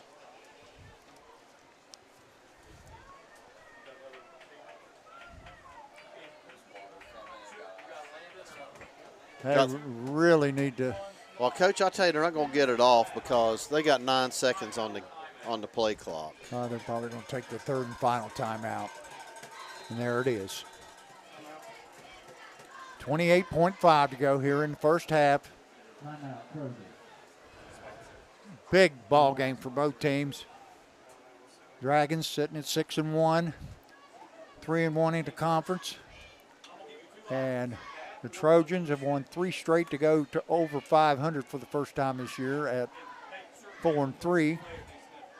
But they're sitting number 14 in the computer points, and the Dragons are number 2. It will be bigger for the Trojans to win than it will be for the Dragons, but the Dragons will be solidly in second place should they knock off the Trojans. And the Trojans will probably run up into the top 10 if they're able to knock off the Dragons. The Dragons are looking for 2 home playoff games. Well, they got to win this one tonight. Yes, we do, and it's a tough one. We knew it was going to be.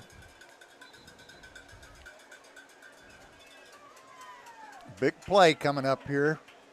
Trojans up on the ball. They've got trip receivers to the right and 1 left. This time they're going to be in the shotgun with Highland to the left side of Williams. Williams takes a snap. He rolls right, and he's going to throw it over here to Highland. And he's got a blocker out in front. And he is in the end zone. Touchdown. Missed tackles, Coach. Missed tackles. That was a well-designed play, to tell you the Yeah, truth. it was. Yeah, we missed it.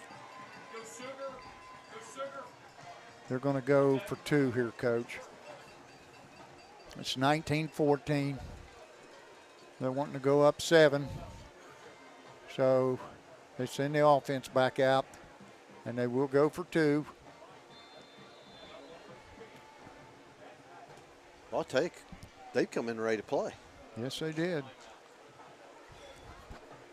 Twin receivers right, or left, excuse me. Tight end to the right.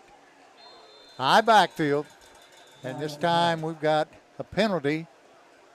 Illegal substitution on the Trojans. That'll back them up 5. And now it'll go. They're going to go. They're still going to go for 2.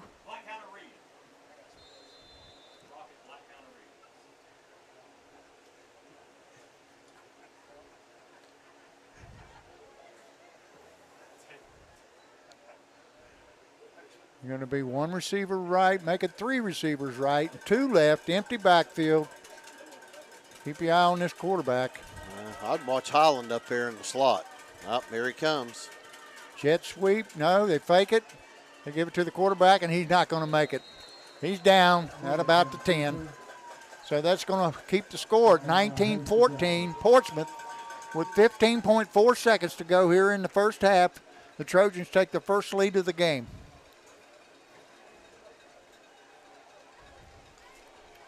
Give them props, Coach. They came out ready to play, got a good game plan. Got a good athletes, too, Coach. Yes, well, they always do. We always talk about. Yeah, that Highland kid impresses me. I told you he was tough, And the didn't he? quarterback's got quick feet. I won't say much for the passing game. That's probably the weakest part of their game. Although they just scored on a nice little Screen pass. throwback screen to Highland.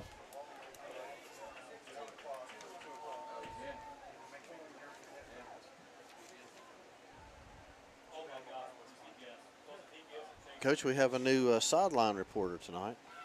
Who would that be? Miss Tessa Lee. Oh, really? Yeah, she's going to be interviewing Coach Jackson on the way in the locker room here. Oh, awesome.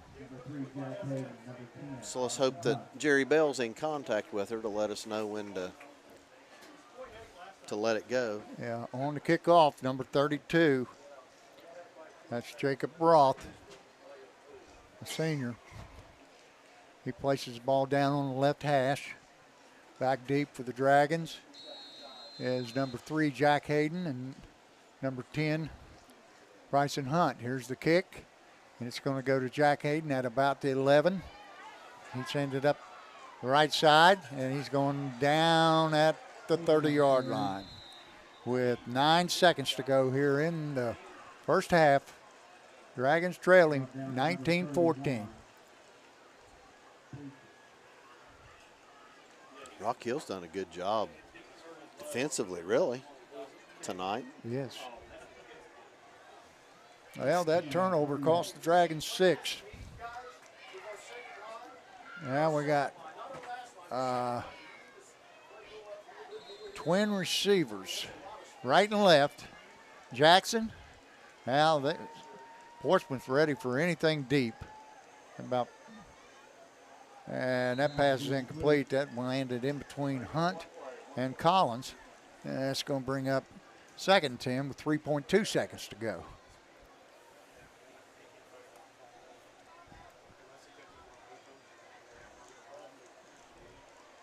Dragons quickly on the ball, same set.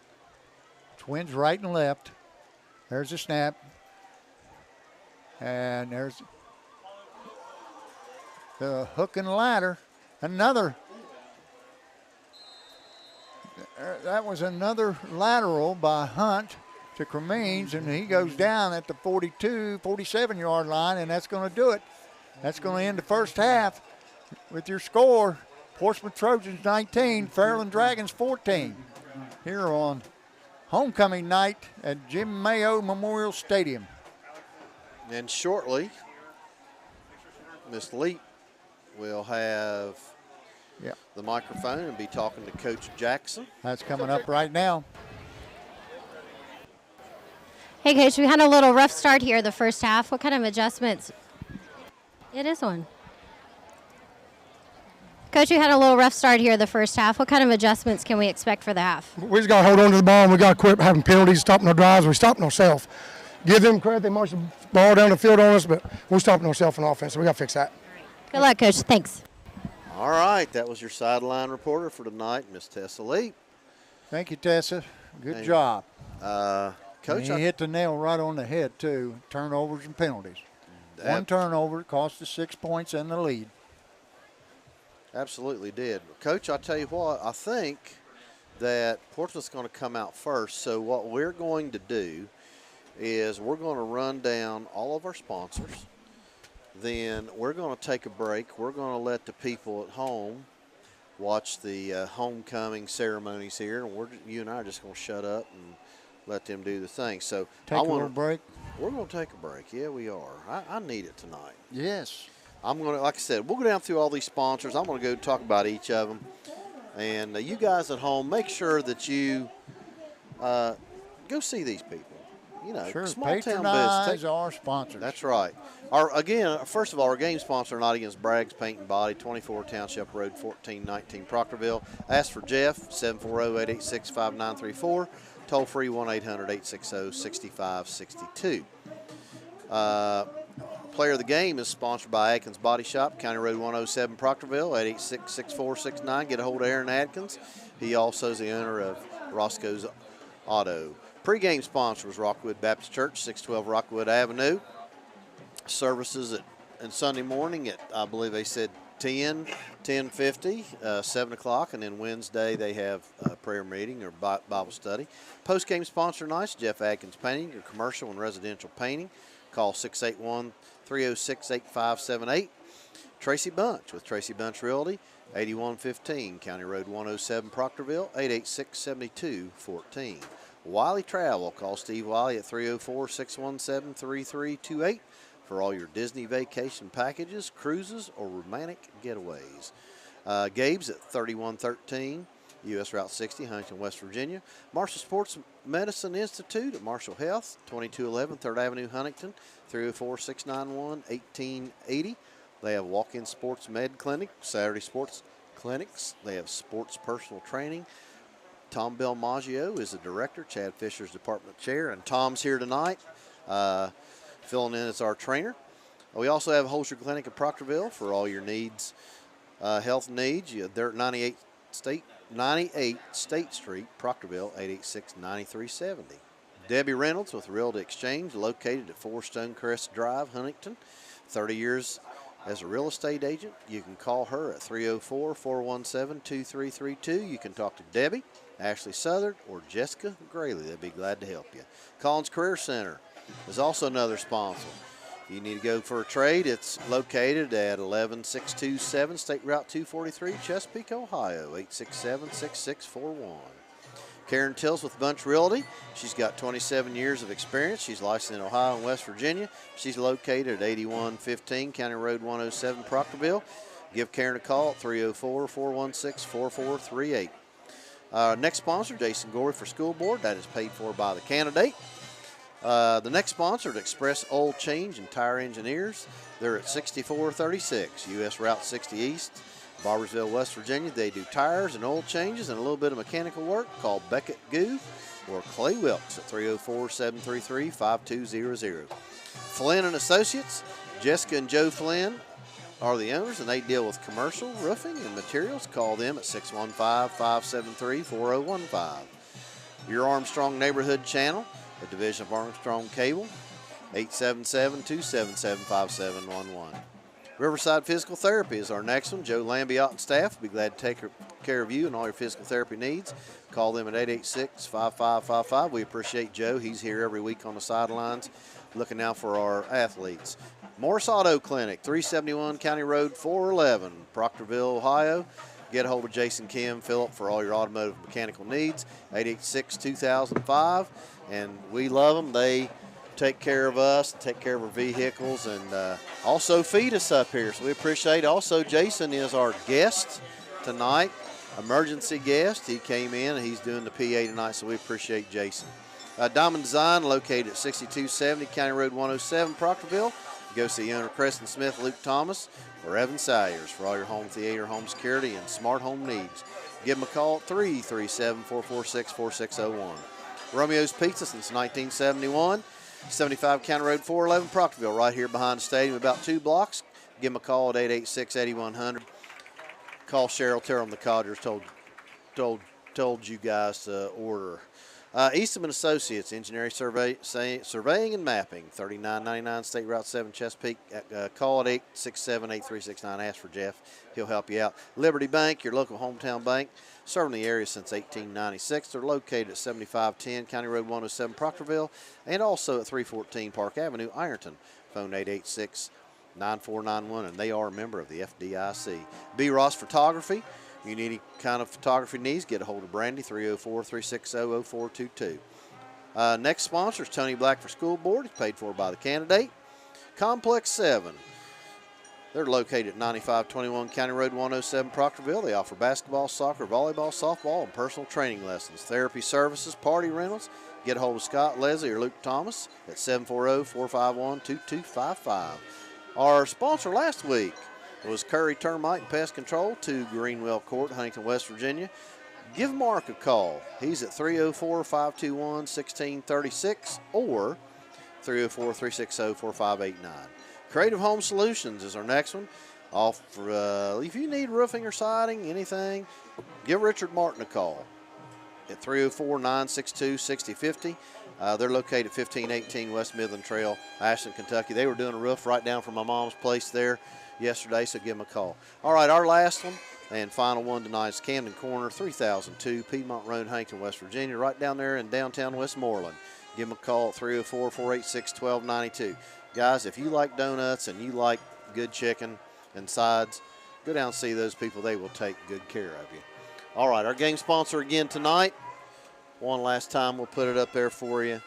It's Bragg's Auto Body and Paint. You can see Camden Corner there on the left, providing the food for us. We want to thank everybody that supplies everything and helps us out and supports all of our student athletes.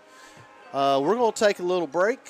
We'll be back in a bit. You guys go ahead and enjoy the go ahead and enjoy the Portsmouth band, and then we're going to have homecoming, and you guys can tune in and watch and see who the king and the queen, fire queen, and all the other escorts are. All right, we'll see you in just a few minutes. Thank you.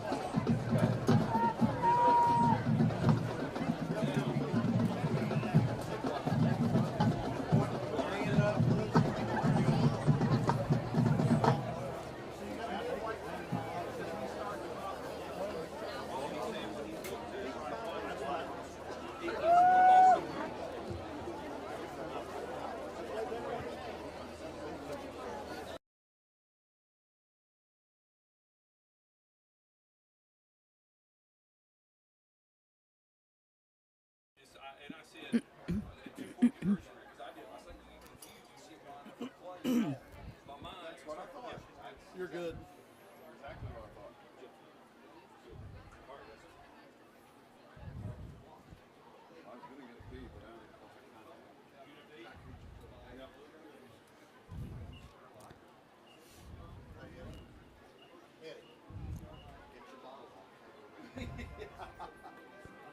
Please welcome to the field your Fairland High School 2023 homecoming court. Freshman attendant, Maddie Eplin. Maddie is the daughter of Craig and Michelle Eplin. She's being escorted by Kyle Salyer. Kyle is the son of Jason and Ashley Salyer. She has been a member of the Elite Performance Academy's company and competition team for the past 10 years. She's a member of the Spanish Club, YLP, Redemption Church in Huntington, West Virginia, and Refuel Youth Group at Lewis Memorial.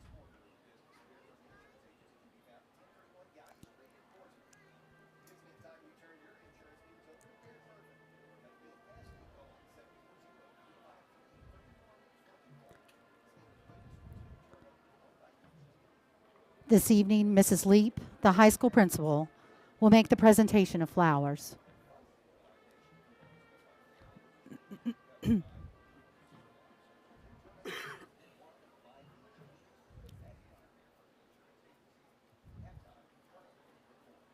Freshman attendant, Maddie Eplin.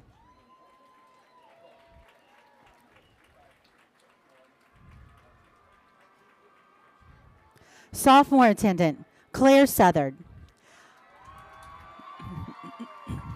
Claire is the daughter of Damian and Ashley Southard. She's being escorted by Connor Black. He is the son of Ben and Melanie Black. Claire's school activities include varsity cheerleader 1 year, soccer 1 year, student council vice president 2 years, clean and green 2 years, drama club 2 years, tri-M 2 years, math club 1 year, Dragons for God 2 years, youth-led prevention team 2 years.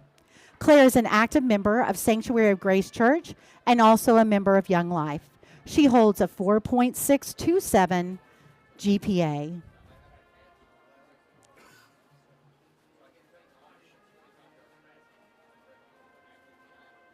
Sophomore attendant, Claire Southard.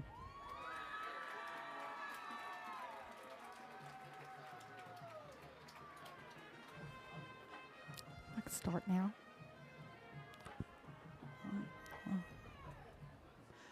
Junior attendant, Gracie Rogers. Gracie is the daughter of Butch and Stacy Rogers. She is being escorted by Owen Baker. Owen is the son of Walt and Chelsea Baker. Gracie's school activities include student council vice president 3 years, beta club member, Spanish club treasurer, social coordinator for the Clean and Green Club, a member of Mu Alpha Theta, youth-led prevention club, HOSA, Dragon's Eye, prom committee, and JSA. She is also a 3-year member of the cross-country team, 2 years on the track team, and powerlifting team for 1 year. Gracie is a 13-year member of the Elite Performance Academy Company and competition dance teams. She attends St. Joe Catholic Church and is a member of Young Life Group. She maintains a 4.682 GPA. Junior attendant, Gracie Rogers.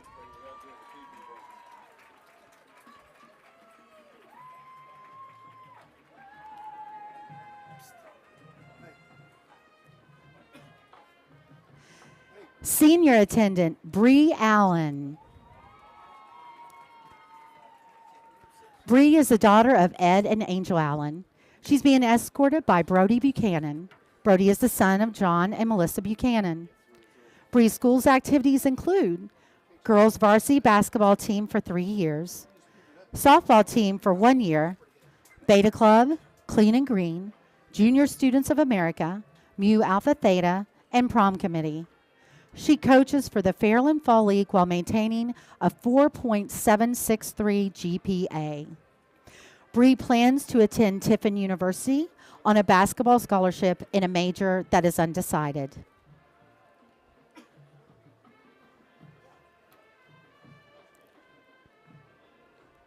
Senior attendant, Bree Allen.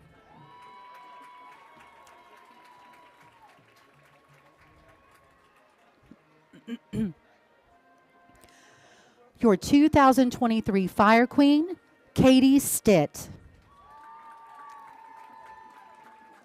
Katie is the daughter of Maureen Stitt and Jeff Stitt. Katie is being escorted by Ben Southard. Ben is the son of Damian and Ashley Southard. Katie's school activities include cheer captain, varsity cheer 4 years, track 4 years, soccer 2 years, president of Junior States of America, vice president of prom committee, beta club 2 years, math club 3 years, clean and green 3 years, youth-led prevention 2 years, and Dragon's Eye 1 year. Katie maintains a 4.881 GPA. She plans to major in animal science at an undecided university. 2023 Fire Queen, Katie Stitt.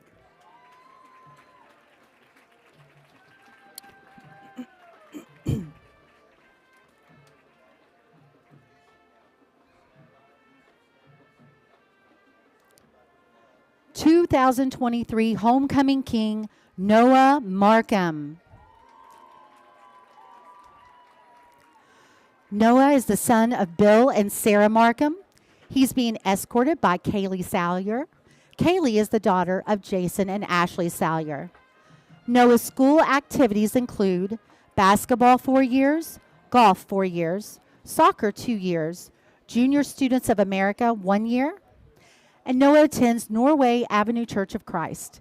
He volunteers his time at the Mary and Martha Food Bank, Salvation Army, Operation TLC, City Mission, Random Acts of Cody Kindness, and leads Vacation Bible Schools.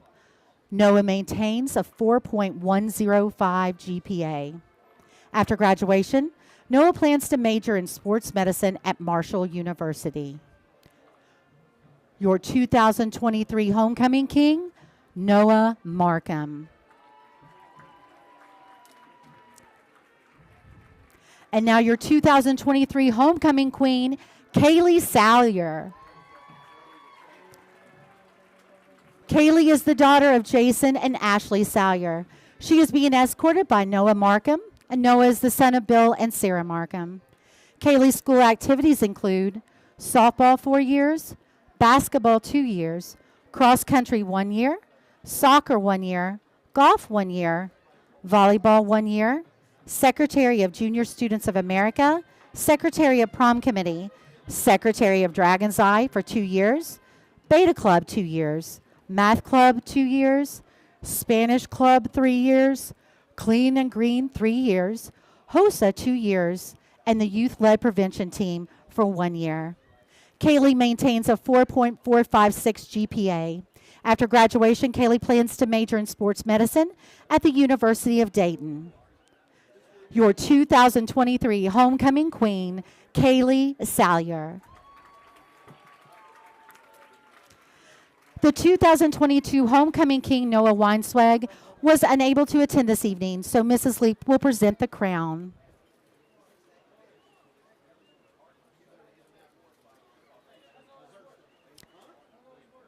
And now the 2022 Homecoming Queen, Brooklyn Rowland, will present her crown.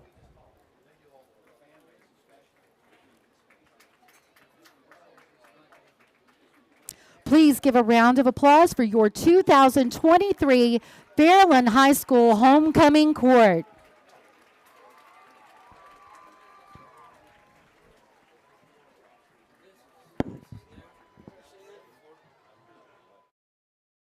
I got no sound. No, I don't. Now I do. Yeah. We ready?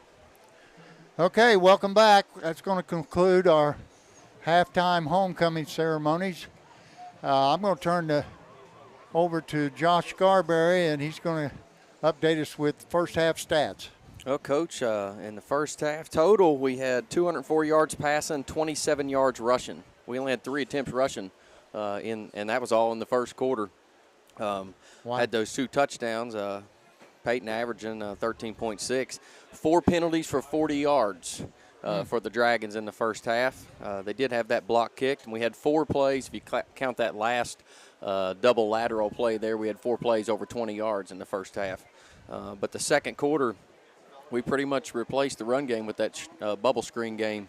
No rushing attempts there. Peyton had sacked twice for a 19-yard loss there in the first quarter, and I think those were some big plays. But Portsmouth only has they got 2 penalties. They had that pass interference in the first quarter, and then that illegal substitution there on the on the extra point. So looks like, I don't know if Coach Jackson decided to come out and not running as much as we normally do.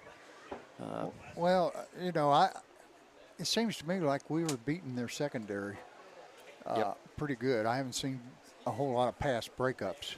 I've seen a couple overthrows, but for the most part,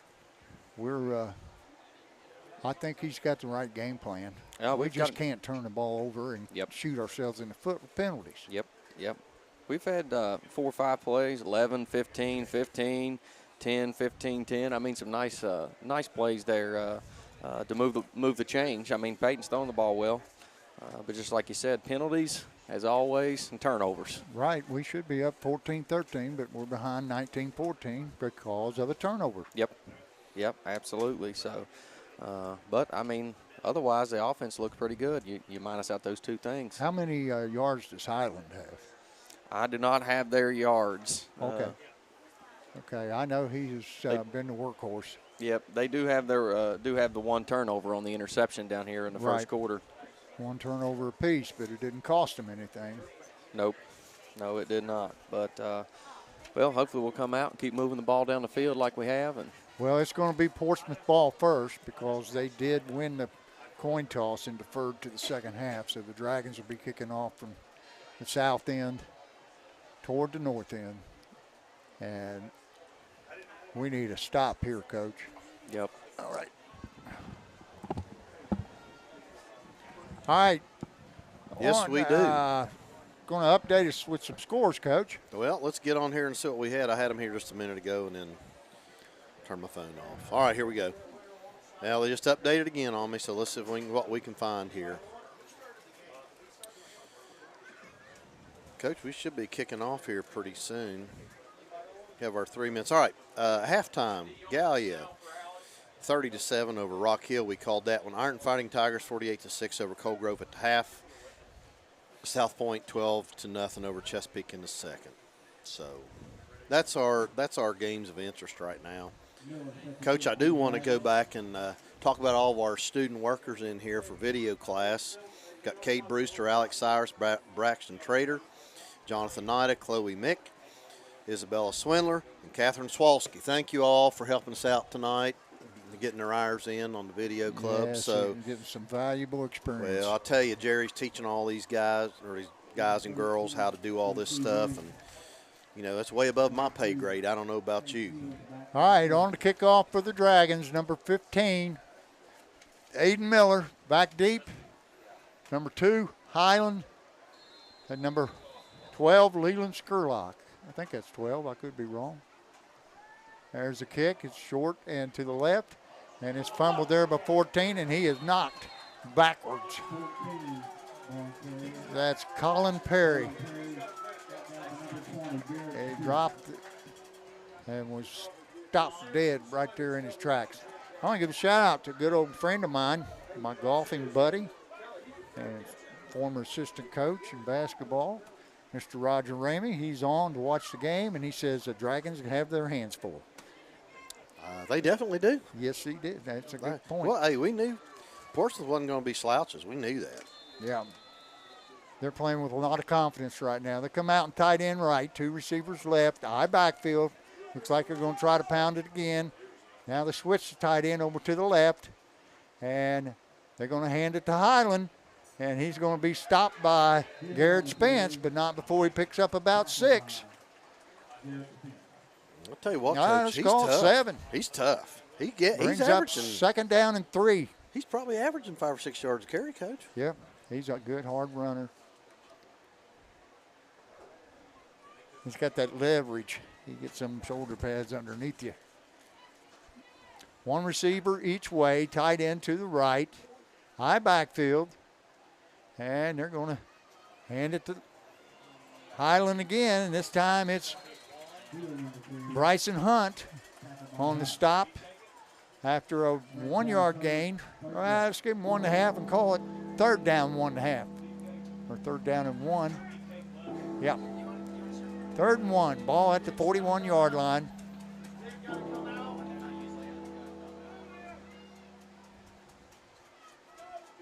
Yeah, they bring in that fullback, coach. I'd say they're going to be in the eye and going to try to pound it right down their throats.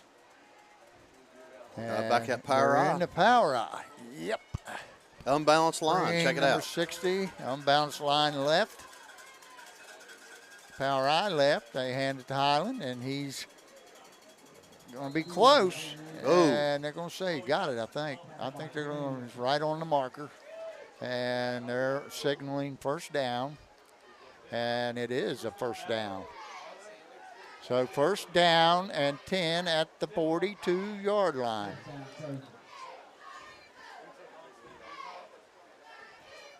Dragons need to stop here, Coach. Yes, they do. In the worst way. We need to start out the half. Yeah, they got to get the Mo back, brother. Yeah, they do. Hold on, I think we're all dog knotted here. Is that right? Oh. That's under my chair, I think. It's under your foot. There you go. Okay, this time the Dragons look like they're in a 3-man front. Now they're going to walk up Garrett Spence and Will Calico. Unbalanced left. They go right this time. And there is Ryan Dixon for the stop. No gain on the play. Brings up second down and 10. Ryan Dixon done a good job filling that hole, Coach. He sure did right there. Look at that. Nice. That's all we got to have out of our linebackers, though. Yep. They got to go side to side and fill those gaps.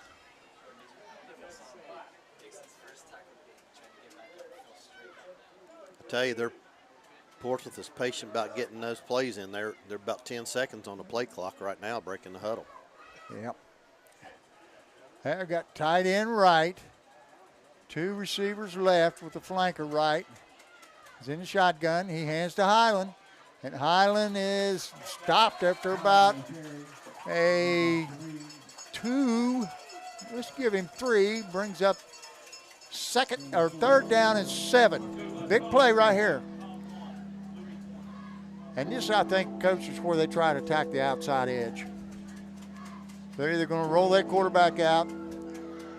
They may even try that throwback screen again that they were so successful on. Well, that was a beautiful screen a while ago. Yep. And I got twin receivers left, 1 right, tight end to the left. Now the 2 receivers move back. There's the snap. He rolls left. He's looking, and he's throwing deep.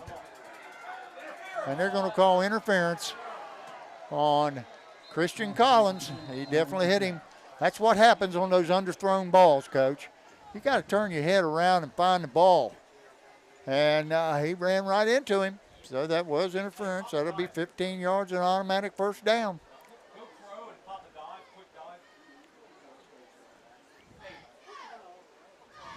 We talked about it. Oh, my gosh. Look at this crew, Coach. We've been invaded. What a good-looking crew. We got our sideline reporter up here. Oh, Miss Snyder. Yeah. Oh, Miss Gorby's here. You did a good job out there. Miss Marshall. Thank you, Coach. Hi, Tess. Ladies, go get you something to eat. Yeah. Okay. Brings up 1st and 10 at the 40. 1 receiver right and left, tight end right, on backfield. And they're going to hand it to the fullback this time, and he's not going anywhere. He gets 1 maybe. I think that was just a straight dive, Coach. Yep. They're going to take it to the 39-yard line. Yeah, straight dive. Brings up 2nd down and 9.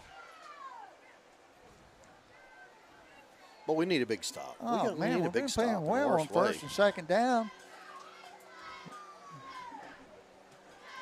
All right, tight end to the left this time. Twin receivers right, high backfield. Takes a snap, hands to Highland. He's off the left side for about 3. Maybe, let's give him 4. Brings up 3rd down and 5. Let's give him 3. Brings up 3rd down and 6. Ball at the 40 or 36-yard line. 7 minutes and 9 seconds to go here in the 3rd quarter. Dragons trailing 19-14. Blevins checks in for the Dragons. We got tight end left, eye backfield. And they're going to hand to Highland again. Oh, nice. Pretty good stick right there. It's going to bring up 4th down to about 3. Coach, it's 6:51 on the 4th clock. down and 4. How much? 6:43 on the running clock. So how long has this drive lasted? 5 minutes. Think about it. Yeah. Well, 12-minute quarters. It's almost 6 minutes, 5.5, and counting. 4th down and 4. Ball at the 33-yard line. Another big down for the Dragon defense. We got tight end left. He moves over to the right. And they're going to hand to Highland.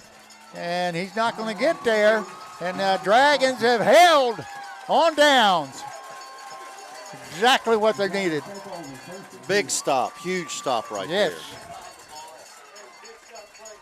But they still, Coach, took almost 6 minutes off that clock. Yeah, almost 6. Yeah. 5:54. 54. 52. Yep, 5:52. You're right. That's awesome. That's just, I mean, that's what they want to do against us. Right. Dragons come out, trips right, single receiver left. Jackson in the shotgun. Next to him, oh, is that Hayden? No, that's Quentin. There's the pass, and it's out of bounds, intended for Christian Collins. What's he got? I'll tell you what, we had, I don't know who that was. Looked like Bryson Hunt was deep open. There wasn't anybody within 10 yards of him.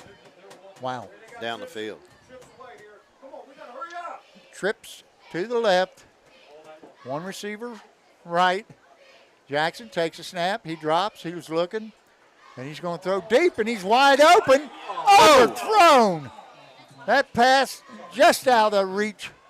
Outstretched hands of Bryson Hunt, who didn't have a soul around him for 5 yards. That would have been a touchdown. Boy, that was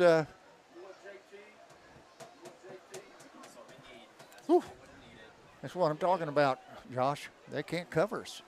But we got to be able to hit that pass. Trips right. One receiver left.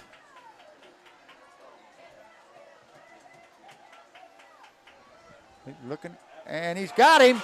That's Keegan Smith. And he's going to go the distance. Touchdown, Dragons. Here's your replay, Coach. He put that one on the money. He just kind of said, oh, my goodness, I can't catch him. Great job, especially coming right back after one that he probably should have hit. You're absolutely right. He turns around and comes right back. What are we doing here? Where we go? Are we going for 2? We're going for 1. Well, looks like we're going for 2, Coach. Going to put the ball in the left hash. Yes, Dragons are going to go for 2. Going to try to extend the lead to 4 instead of 2. Jackson takes a snap. He rolls right. He's looking. There it is. And there it is. Complete to Bryson Hunt. And the Dragons extend their lead to 4, 22-19. Here's your replay, Coach. Watch him slide right in there. Set up a little hook. That's just a little sit-down pattern. Just get in the end zone, sit down. I'll find you. Awesome. Coach, let's do a trivia question. Jerry, we got the next trivia question, question number 4. I told Lonnie he was the subject of our first. He got a big kick out of that. All right, here we go, Coach. Question number 4, brought to you by the Collins Career Center. Who was our game sponsor last week? Was it A, Mark Curry, B, Ross Photography, C, Gabes, or D, Easton and Associates? Who was it? Do you remember? I'm going to say Mark Curry. All right, guys. Here we go. Is it Mark Curry? Yeah. There we go. Oh, All three right. for three, baby. Now, well, I'll tell you this next one. I know. You're going to try to nail me on the Hey, next I had one. to give you some easy ones to get you fired up. All right, on the kickoff for the Dragons, number 15, Aiden Miller.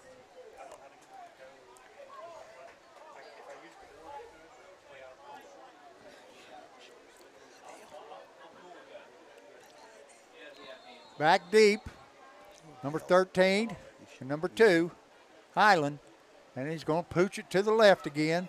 And it's going to roll out of bounds, and they're going to get it at the 30 or 35. Probably the 35. It's nice, still nice kick. Used to be the 40 when I was coaching. Coach Wendy Hawthorne says, appreciate you Codgers during this. We listened from Hocking Hills last week, and we're listening again this week. So, Wendy. And Dalvin. That's right. Thank you, guys. Yeah, they are faithful viewers. We have a lot of faithful viewers. Yes, we do, and we appreciate each and every one of you, and we thank you for sending us texts and messages, And, Coach, let's we talk.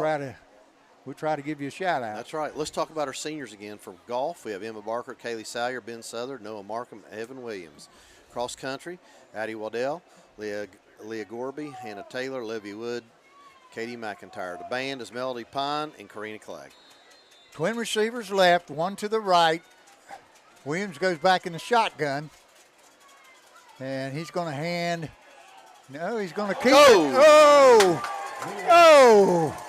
We talk about filling the hole. Right here. And you talk about redirection. Watch this redirection. Boom. Boom. That's textbook. I love it. Man, that's football right there. Woo. That's. That could be the play of the week. I want to tell you who that reminds me of. Dick Butkus. Whoa. Yeah. The late, great Dick Butkus. Passed away at 80 years old yesterday. Chicago Bear. And one of the best linebackers to ever play the game. Tough. Just Yeah, absolutely buddy. tough. We got 3 receivers over here. They're going to throw the quick hitter out here. And he's going to be brought down at the 40. That's going to bring up 3rd down and 5 for the Trojans. This would be a big stop for the Dragons. They got Absolutely that needed. Mo back. Now we need to keep it. That's right. Coach, the rest of our seniors, cheerleaders, Kenzie Ray, Katie Stitt, football, Peyton Jackson, Ryan Dixon, Bryson Hunt, Tristan Daly, Christian Collins, Ryan McLean, Will Davis, Garrett Spence, and Gage Wise. Did you say Peyton Jackson? Yes. Okay.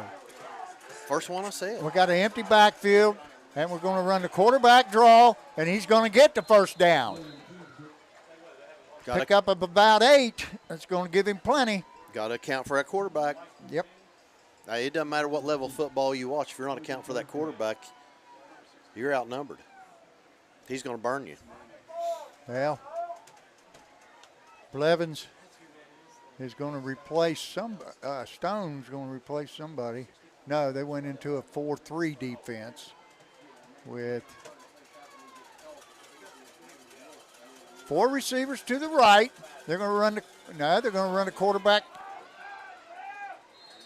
draw again. He's going to get about 5.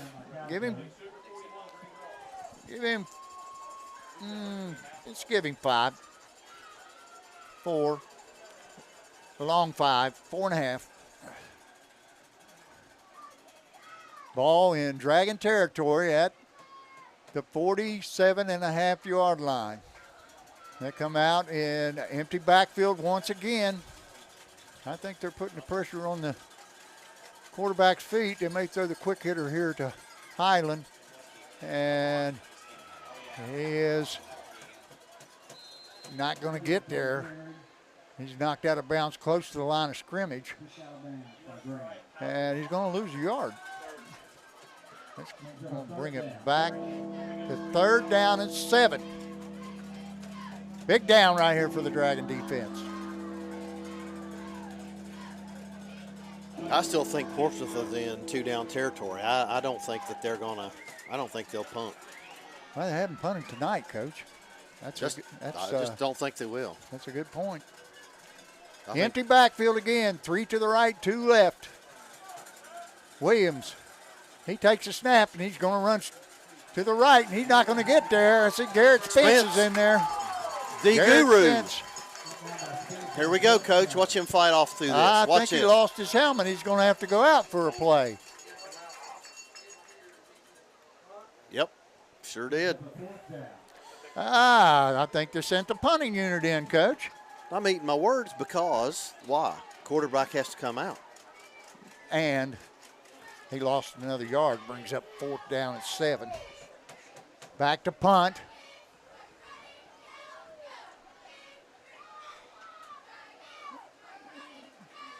They're trying a long snap count here. There's the kick. It's going to be short and down the middle. Get out of the way. And it's going to roll dead at about the 22-yard line. And that punter was that number 7? Yep, sure was. Number 7, Andrew Berry. A 6 foot, 148-pound senior. Dragons will take over at their 20. Let's see, where are they going to park it? I They're can't gonna tell mark where it at that's the at. 25, 20, almost the 26. Oh, that kid must have touched it. Dragons trips right, single receiver left. That'd be Keegan Smith in the backfield. Jackson, he takes a snap, and it runs a slant to Keegan. Keegan avoids one tackler, but he picks up about 7 or 8 on the play. Brings up 2nd down and short for the Dragons. Quickly on the ball. 3 receivers right and 1 left again.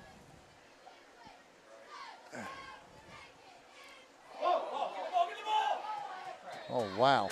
Ball slipped right out of his hand. Jackson was able to jump on it, but big loss on the play. Brings up 3rd down and long. About 12. Coach, makes you wonder, is it getting dewy out there? I don't know. He sure dropped it. But he had enough wherewithal to jump on it. Brings up 3rd down. We got trips to the left. Jackson takes a snap. He drops, he looks, and he's got Keegan, but that ball was behind him. And that's going to bring up 4th down and 13 for the Dragons. And on comes the punting unit.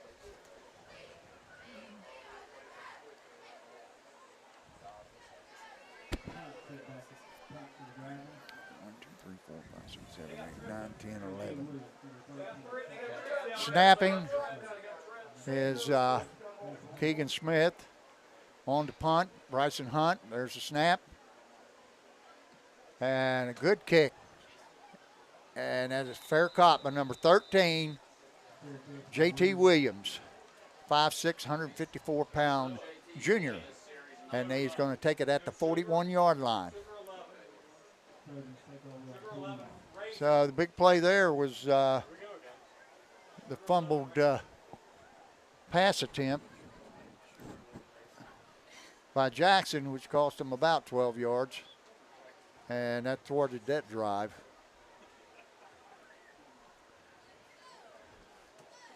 So the Dragons hanging on to a slim 4-point lead, 22-19.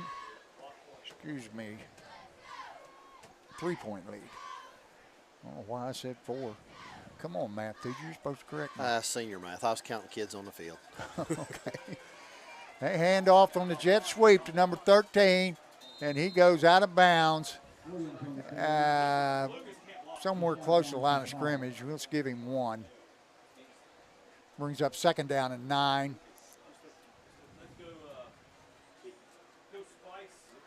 2nd down, 9. Ball at the 42.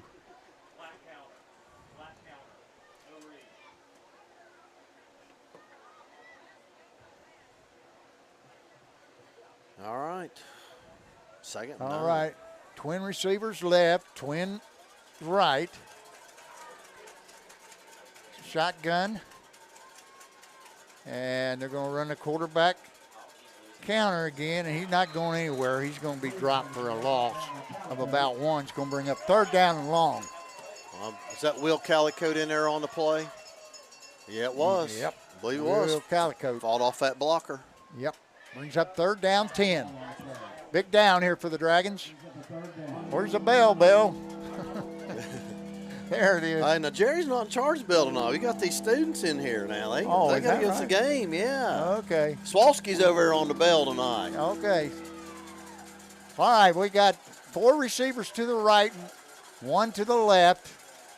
Empty backfield. And they're going to roll out to the right.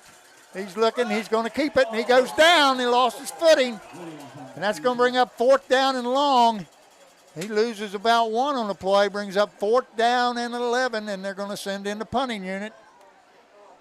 Coach, I think that grass might be getting slick. I really do. I think the ball's getting slick. Grass must be getting slick. Highland fell over something on his foot. I don't know, fell over his own feet, and then he fell over his right here. Right. That's fine.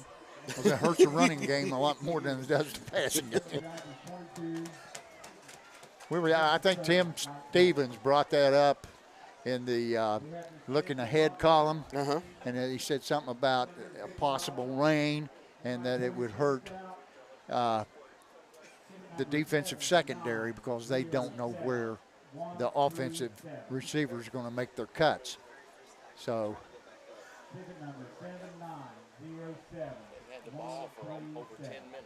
they've had the ball for 10 minutes.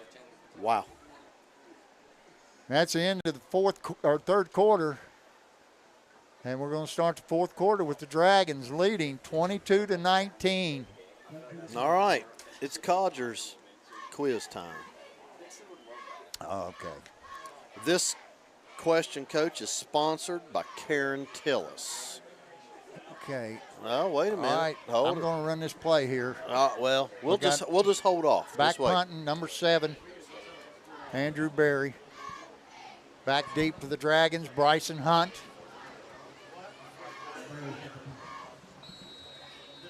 And the snap is good.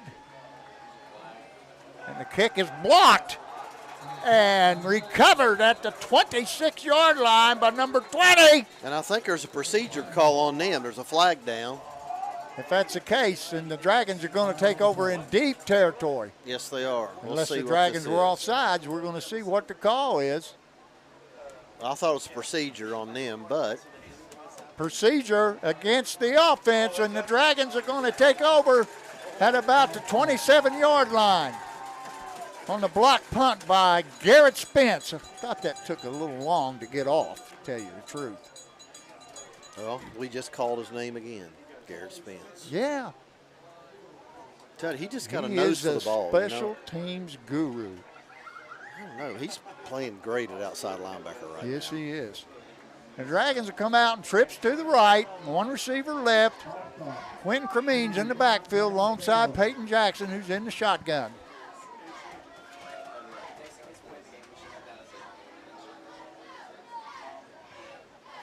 This would be big.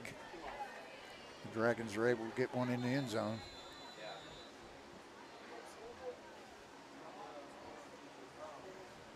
And they're going to run the quick hitter out here to Jack Hayden. He makes a jump cut, makes 1 miss, and he's rode out of bounds inside the 15-yard line at the 11-yard line. Watch this jump cut right there. Oh, he went out at the 10. These guys spots. Dragons are 1st and 10 at the 11. Jackson, he hands to Quentin Cremines. The train is in the end zone. Quentin, the train Cremines. Here we go, replay, Coach. Great block by Cornwell. Great block by Ryan Dixon. That guard Cornwell dropped down and got the nose tackle, and Ryan Dixon kicked out the linebacker in a huge lane for Quentin Cremines. On to kick the extra point, Aiden Miller. The hold is down. The kick is good. And the Dragons take a 10-point lead now, 29-19. All right, Coach. With 11:37 to go. A lot of ball game left. Only up 10. All right, here we go. We're going back to Codgers trivia. Question number 5, Coach. Again, sponsored by Karen Tillis. Now, let's see if you know this. What was the mascot of Proctorville High School? Was it A, a dragon, B, the Bears, C, the Raiders, D, the Vikings? Oh, my goodness. So we're going to, well, I got to go with the, I don't know. I'm going to take a wild guess. I'm not going to say the obvious. I'm going to say the Raiders. All right, and let's see. What is the answer? Holy moly. 5 for 5 tonight. Man, I got by a lot. By the way, let me tell you this. The school colors at Proctorville High School was maroon and gold. Did you know that? Maroon and gold. Maroon and gold. Sounds like the Russell Red Devils. All right, on to kickoff for the Dragons, number 15, Aiden Miller. He's pooch kicked the ball to the left the last 2 times, Coach. I wonder what he's going to do here. He's trying to keep that ball away from number 2, Highland. Smart coaching. Yep, let's see what he does here. And he's going to pooch it again. This time he's going to put it in the field of play. Number 22 drops it. And I don't know. The Dragons might have it. I think, let's they're see. pointing toward. All right. Number 22 recovered it. By the way, Coach, Number 22 is Caleb Johnson, 6 foot, 170-pound sophomore. He dropped that kickoff and was fortunate enough to get on it. Not being a Donnie Downer, but I see KM kids down there on crutches. Oh, man.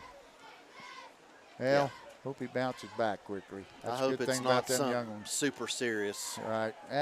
Joe Lambiot will take care of him. Yeah, that's true. If All anybody right. can get him back, it's Joe. Yep.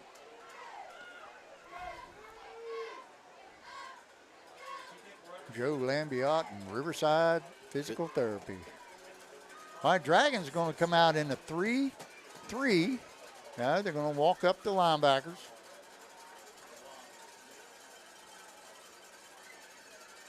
There's a handoff to Highland, and he's going to be dropped for a loss of about 2 on the play. And that's going to be... Is that Ryan Dixon again? Yes. Right through the gap. Look at that. Ryan Dixon has played a heck of a game.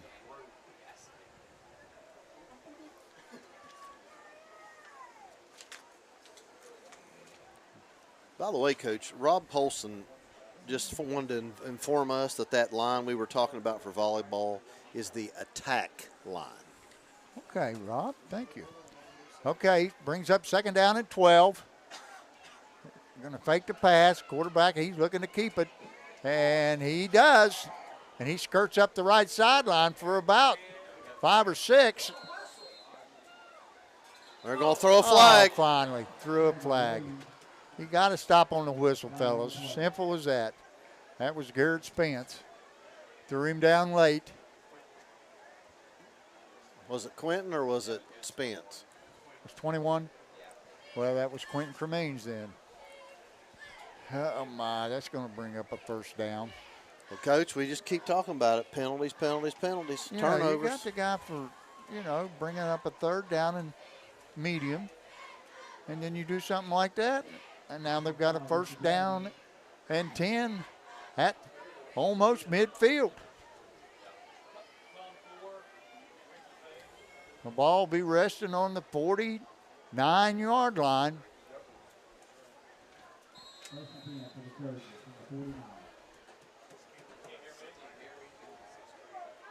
Trojans are going to come out this time in 2 receivers right and 1 left with a tight end to the left.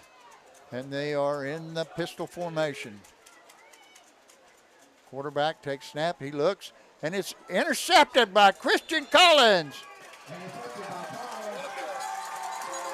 Is that his second one? Here we go. Is that his second one? Or first? Oh, that's right. That's his first one. That's the second interception for the Dragons. The first one was by Keegan Smith. That's correct. Okay, the Dragons going to take over at the 46-yard line. Dodged a bullet there. Yes, buddy. Nice job. Another turnover. Trips right. One receiver left.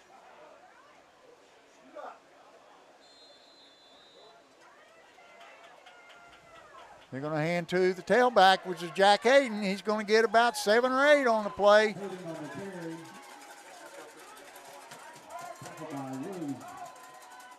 Going to bring up 2nd down and 3. A gain of 7. They're going to hand it to him again, and he's going to get the 1st down.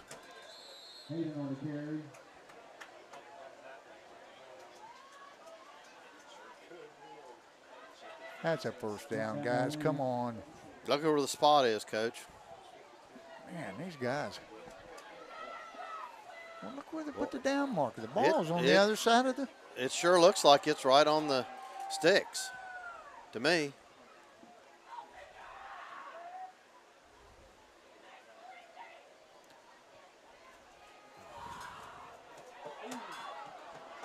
Michael's got it, and he's knocked down at the 40. Coach, now we got 2 flags down. What we got now? Right here. Yep, they yanked Ryan Dixon's helmet off right there. But Ryan Dixon continued blocking, and you're not supposed to do that either. So I don't know what the call's going to be. They got 2 flags. Well, we're backing up. I don't know what we got. That guy's pointing at the Dragons, of course. They got right here. Maybe we got offsetting. Legal man downfield. How's that? He didn't throw the ball. You got to throw the ball for it to be a legal man downfield. 15 yards?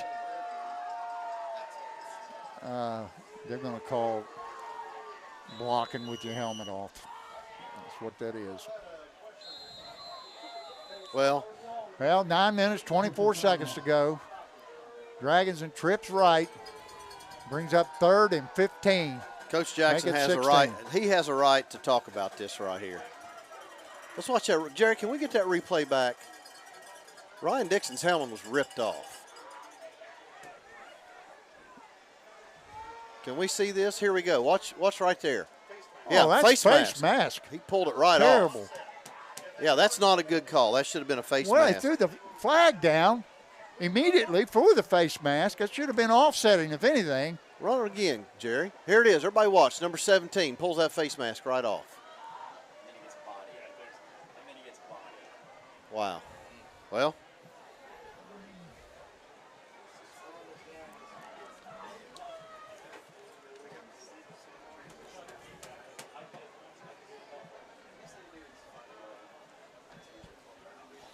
Hell, I don't know about that one.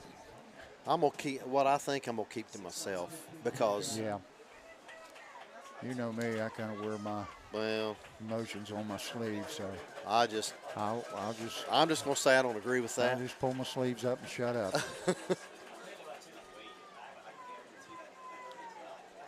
Dragons will be in trips to the right. 1 receiver left. Jackson, he's barking out the signals. In the backfield alongside him, Jack Hayden.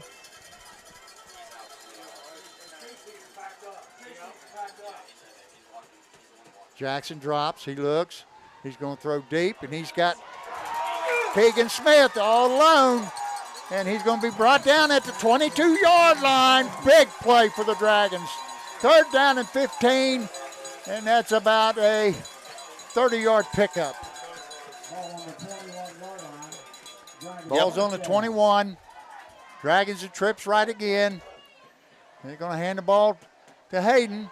He's got some room. He's down the right side, and he's knocked out of bounds at about the 14-yard line. Of course, they'll mark him at the 15. These guys are blind. I'm just going to shut up. I don't think they've got a spot right all night, and I don't care who knows it.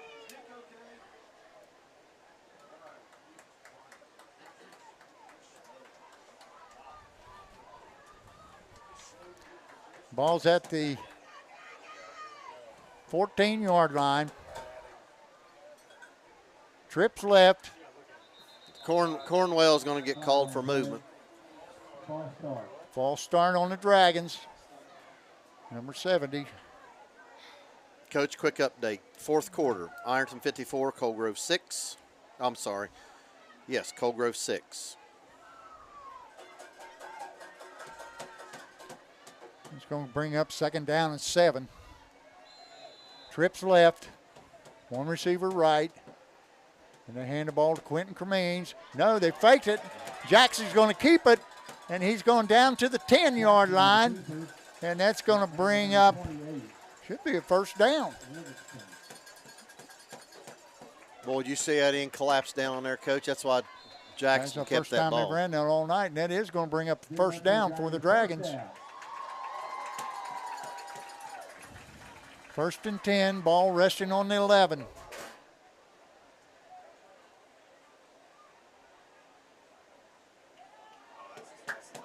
And there it is, touchdown. That's Here we go. Bryson Hunt. Watch the double slant here, Coach. Hit the middle guy. Nice Yep. job. That boy, he just wasn't tall enough. Bryson Hunt went up, high pointed the ball, caught it with two hands just like he did last week, Coach. We'll take it. And that's going to extend the Dragons' lead to 35-19.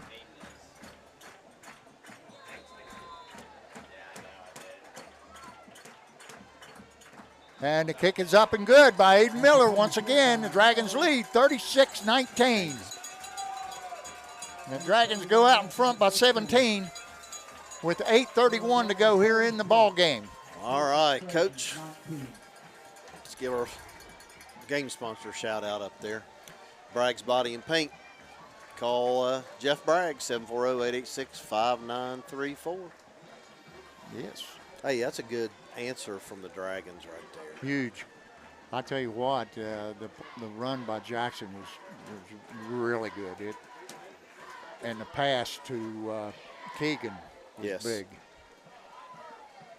And then Bryson Hunt does what Bryson Hunt does, and that's catch touchdown passes.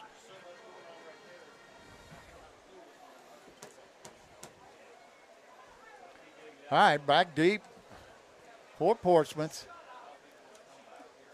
Number 13, J.T. Williams, and number 2, Chase Highland on the kickoff again for the Dragons. Number 15, Aiden Miller. Dragons got a little breathing room now with 8:31 to go here in the game.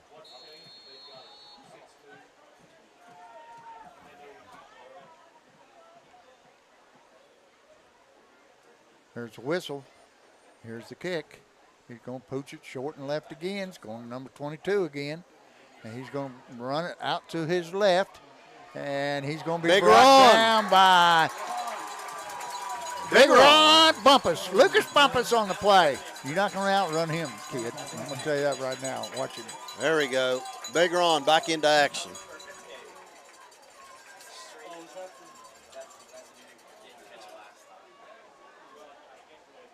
That's going to be probably their worst starting position of the game. It'll be at the 22-yard line. Good coverage there. For the Stay in their Dragons. lanes.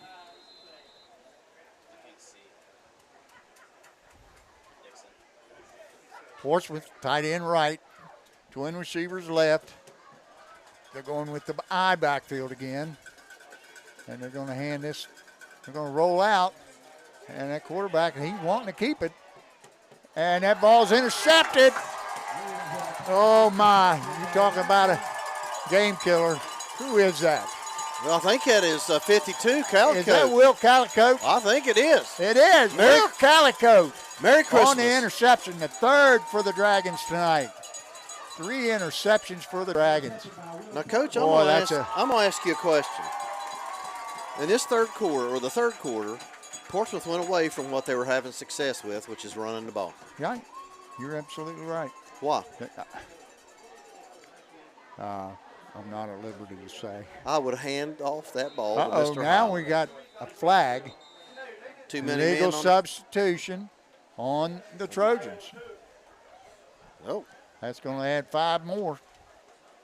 And it's either going to be 1st and 5 or 1st and 10 at the 20. I don't know yet. Coach, I'm not sure about that. Didn't we have somebody else coming off the field?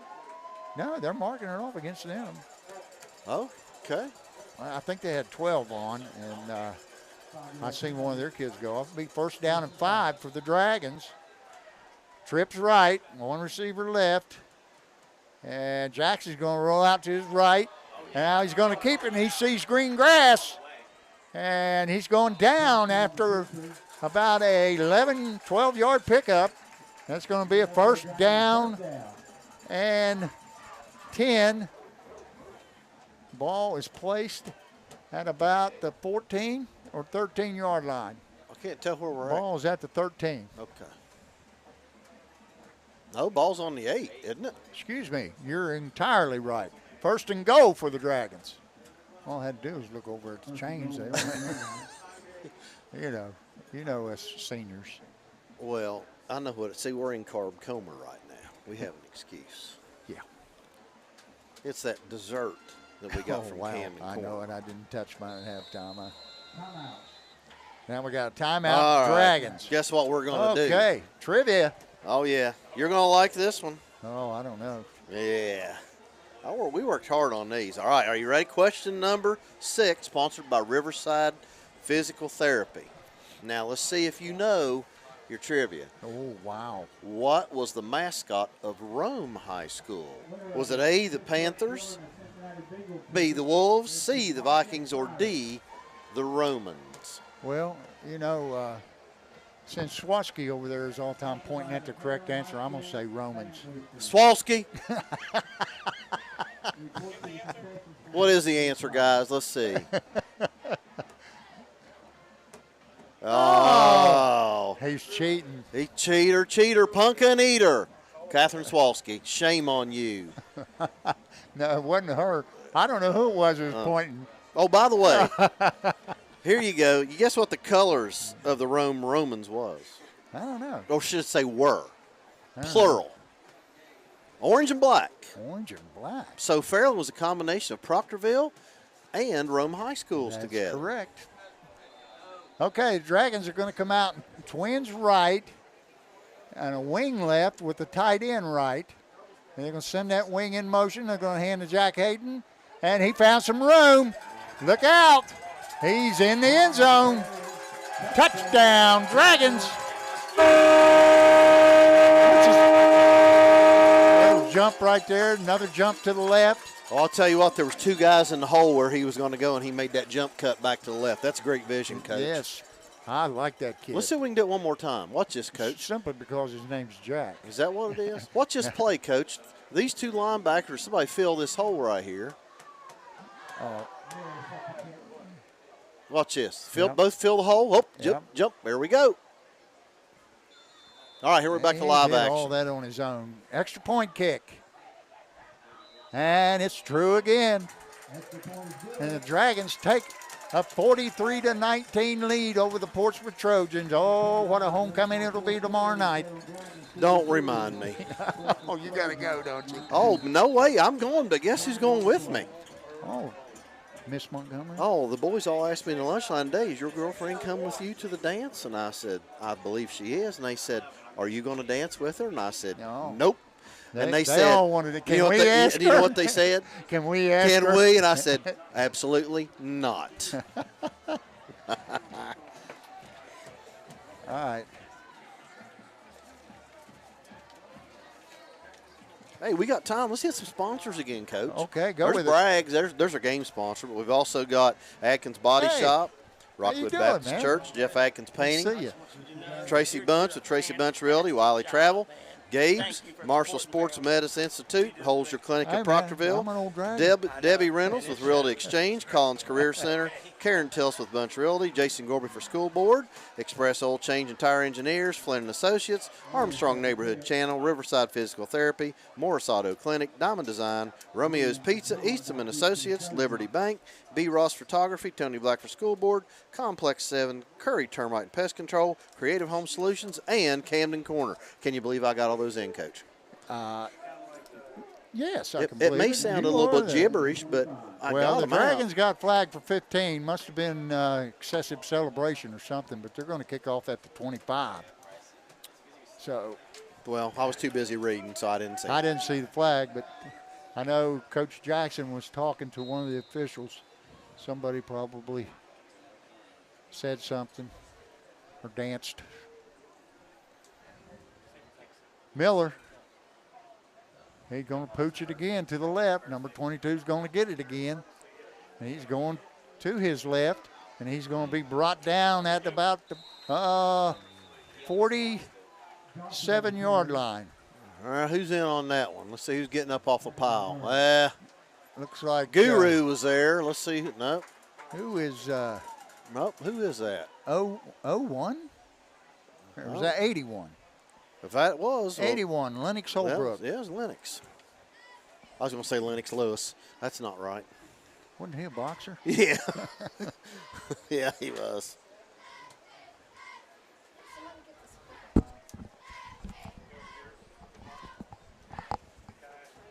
Okay. Portsmouth's going to come out, twin receivers left, tight end to the right, I backfield. We're going to go back to what you were talking about, Coach. Well. And they hand to Highland. He's looking for a place to go, and the Dragons are going to bring him down after about a 4-yard gain. He's going to bring up second down and 6. Now, the only problem, I think, with 7:10 left, I mean, you're down how many scores here, Coach? A Yeah. bunch. I know. 24. So, I mean, down 24 points. Either their coach is not going to get in a hurry here and he accepted what's going to happen here, or he's just trying to work on stuff for next week to get better. Well, they're not, Because they're not in any hurry. No, they should be, but they're. I mean, you're down 3+ scores. Yeah, I here. think turnovers killed them this half. We got 2 picks on them. They're going to hand to Highland again. He's going right. He's got some room. He's got the first down. He's run out of bounds of about the 42-yard line. That's going to pick up a first down. You know, we've seen some good backs from opposing teams this year. I like this kid the best, I think. You know who he reminds me of? Cole Hines from South Gallia. He does. Academy. He does. Just a hard-nosed That's true. runner. Hines was. I think they even have the same number. I'm not sure. Well, was Hines 21? Oh, yeah, you're right. But you're right. You're right. He is a Cole Hines. You're Slot right. left. This time they're going to hand the fullback, and he's going to get 3 or 4. It's going to bring up second down and 7 after a 3-yard pickup. Will Calico on the tackle again for the Dragons. Man, he's played big. I'll tell you he's played big tonight, Ryan Dixon. Yes. As a matter of fact, I'm just going to be honest with you. Right now, my vote for player of the game is Ryan Dixon. I'll agree with you. Now, we'll just see what happens out through here, but I'm just going to tell you right now, he's had a great game defensively. Yes, he has. Straight dive to the fullback again, and he's going to pick up 3 more. It's going to bring up third down and 3 for the Trojans. 5:33 on the running clock. There'll be no punt in this series. Nope.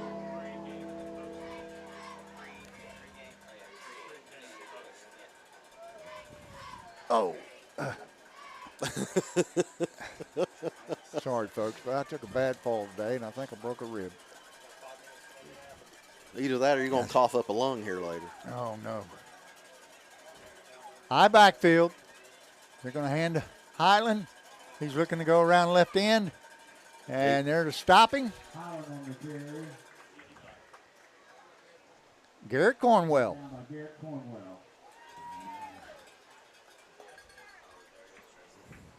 Tell you what, that kid's tough. I Yeah, like yeah. watching him run. Yeah.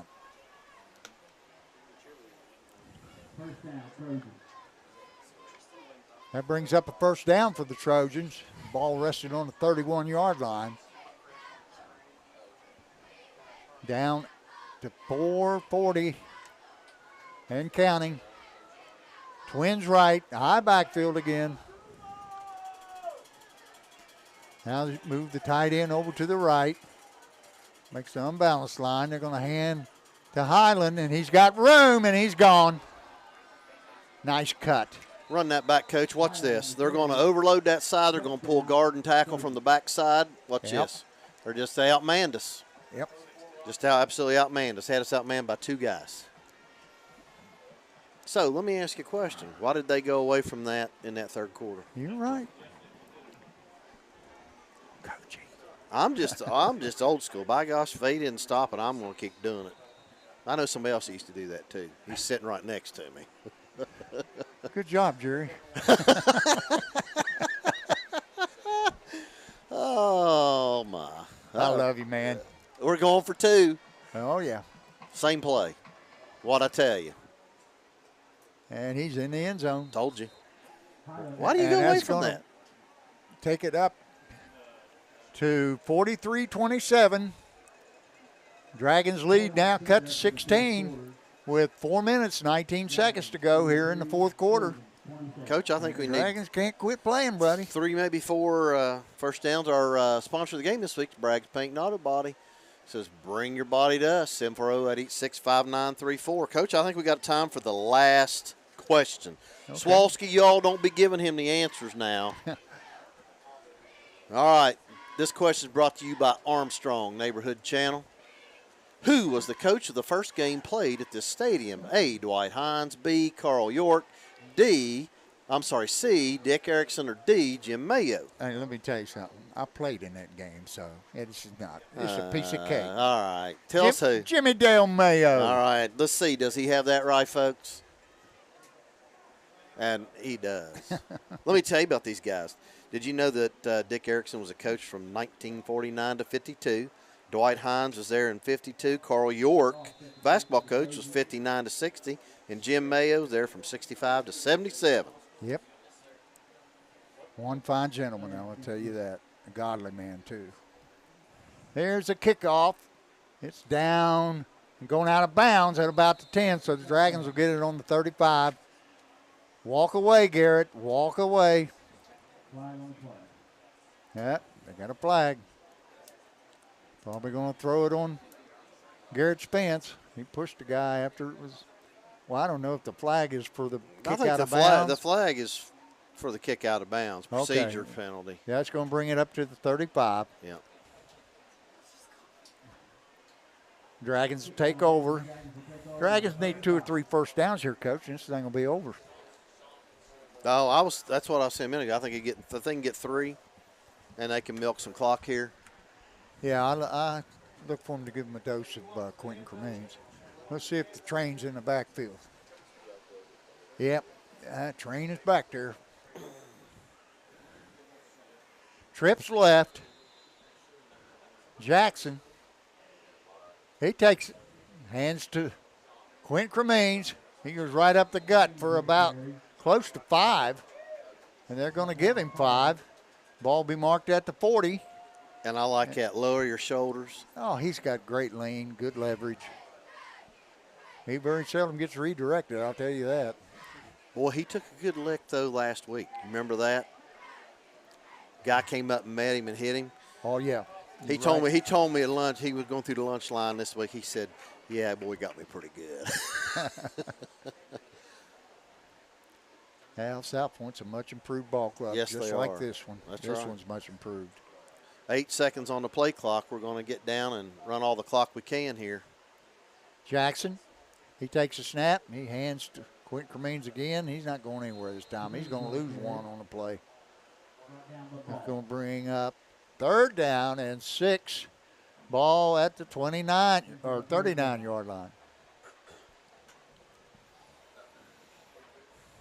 This time the Dragons will be in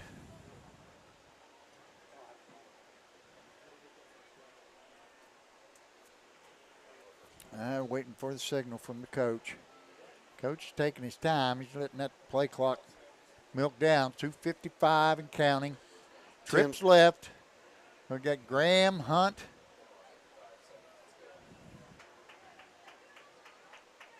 Jackson, he takes it. He hands it to Quentin Cremines, and he's dropped short, just short of the first down marker. He's going to be a yard shy, and that's going to bring up 4th down and 1. Now what are we going to do here, Coach? We're going to punt and play field position. I think they're going for it. I think they're going to let it run down. Call timeout. Either take a penalty or go for it. I'd play the field position game. Oh, first down. Oh. What? Well, you talk about your spots. He did not make the first down. There's no way. No. Yeah. Yeah, there's no way that was the first Trips down. right. Or left, excuse me. They give it to Train again, and he's bowling his way for 10 more. That's Quentin the Train Cummings carrying the load for the Dragons. That's our second first down. I think Look we at need here. one They're more. going to call that one short. Man, these guys, I thought my eyesight was bad. Woo. Lord have mercy. I'm telling Trips to the right this time. that last one was not a first down, Coach. He hit the I ground and know. bounced Yes, past he it. did. That was And not that a one good there call. was a first down. I mean, that's good for us, but that was a terrible call. Yeah, but it doesn't matter. We're milking that clock. Close Yeah. to 2 minutes now. There's a snap. A hand to Quentin Cremines again. This time he's got the first down at the 41-yard line. And that's probably the first down they needed, Coach. Probably. 1:53, and they set the change. The clock will start again. There it goes.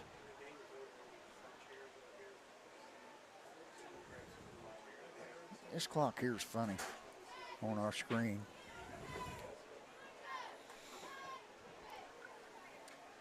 Dragons taking their good old time.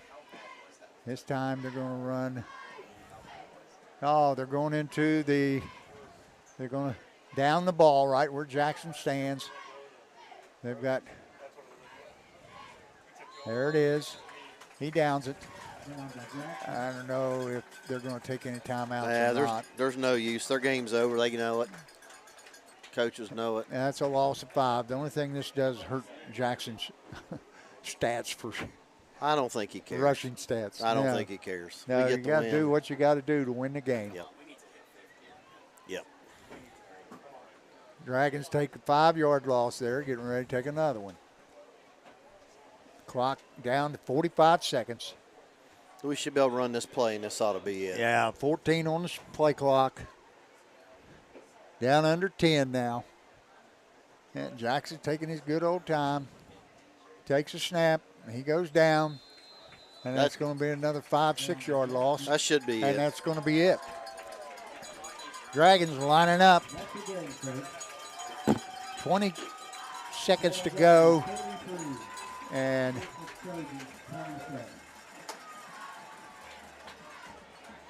the Dragons victorious here on homecoming night.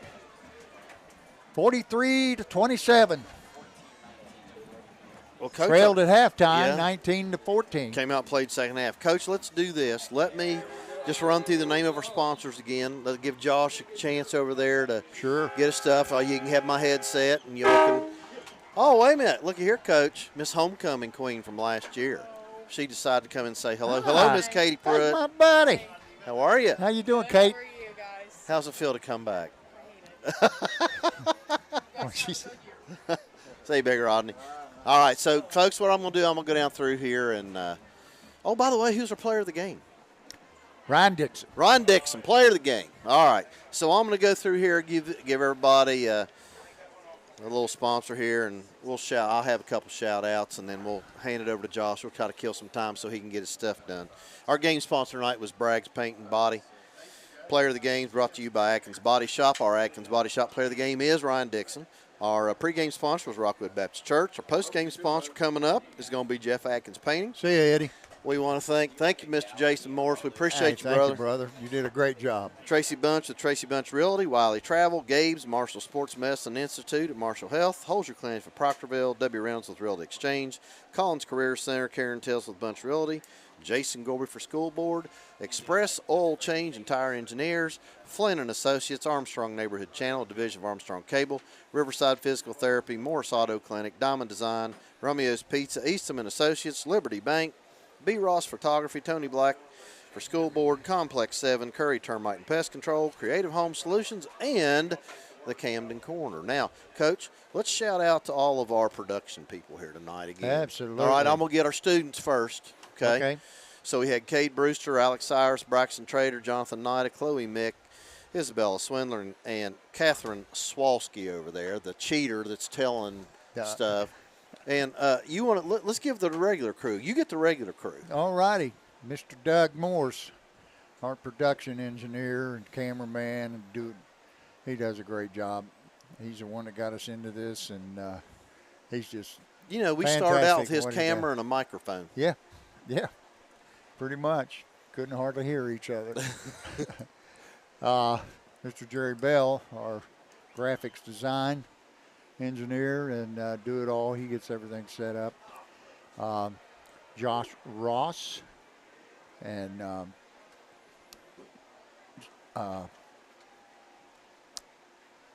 Senior moment. yeah, Jeff Gorby. Jeff Gorby. I couldn't think of his first name. He played for me. Oh my gosh! You better not forget Josh Scarberry. He's over adding up hard. Josh Scarberry. He'll be on here shortly with your stats, our final stats. I want to thank all you guys for helping us out, you students. You do a great job. And she wasn't a cheater. I'm not going to tell you.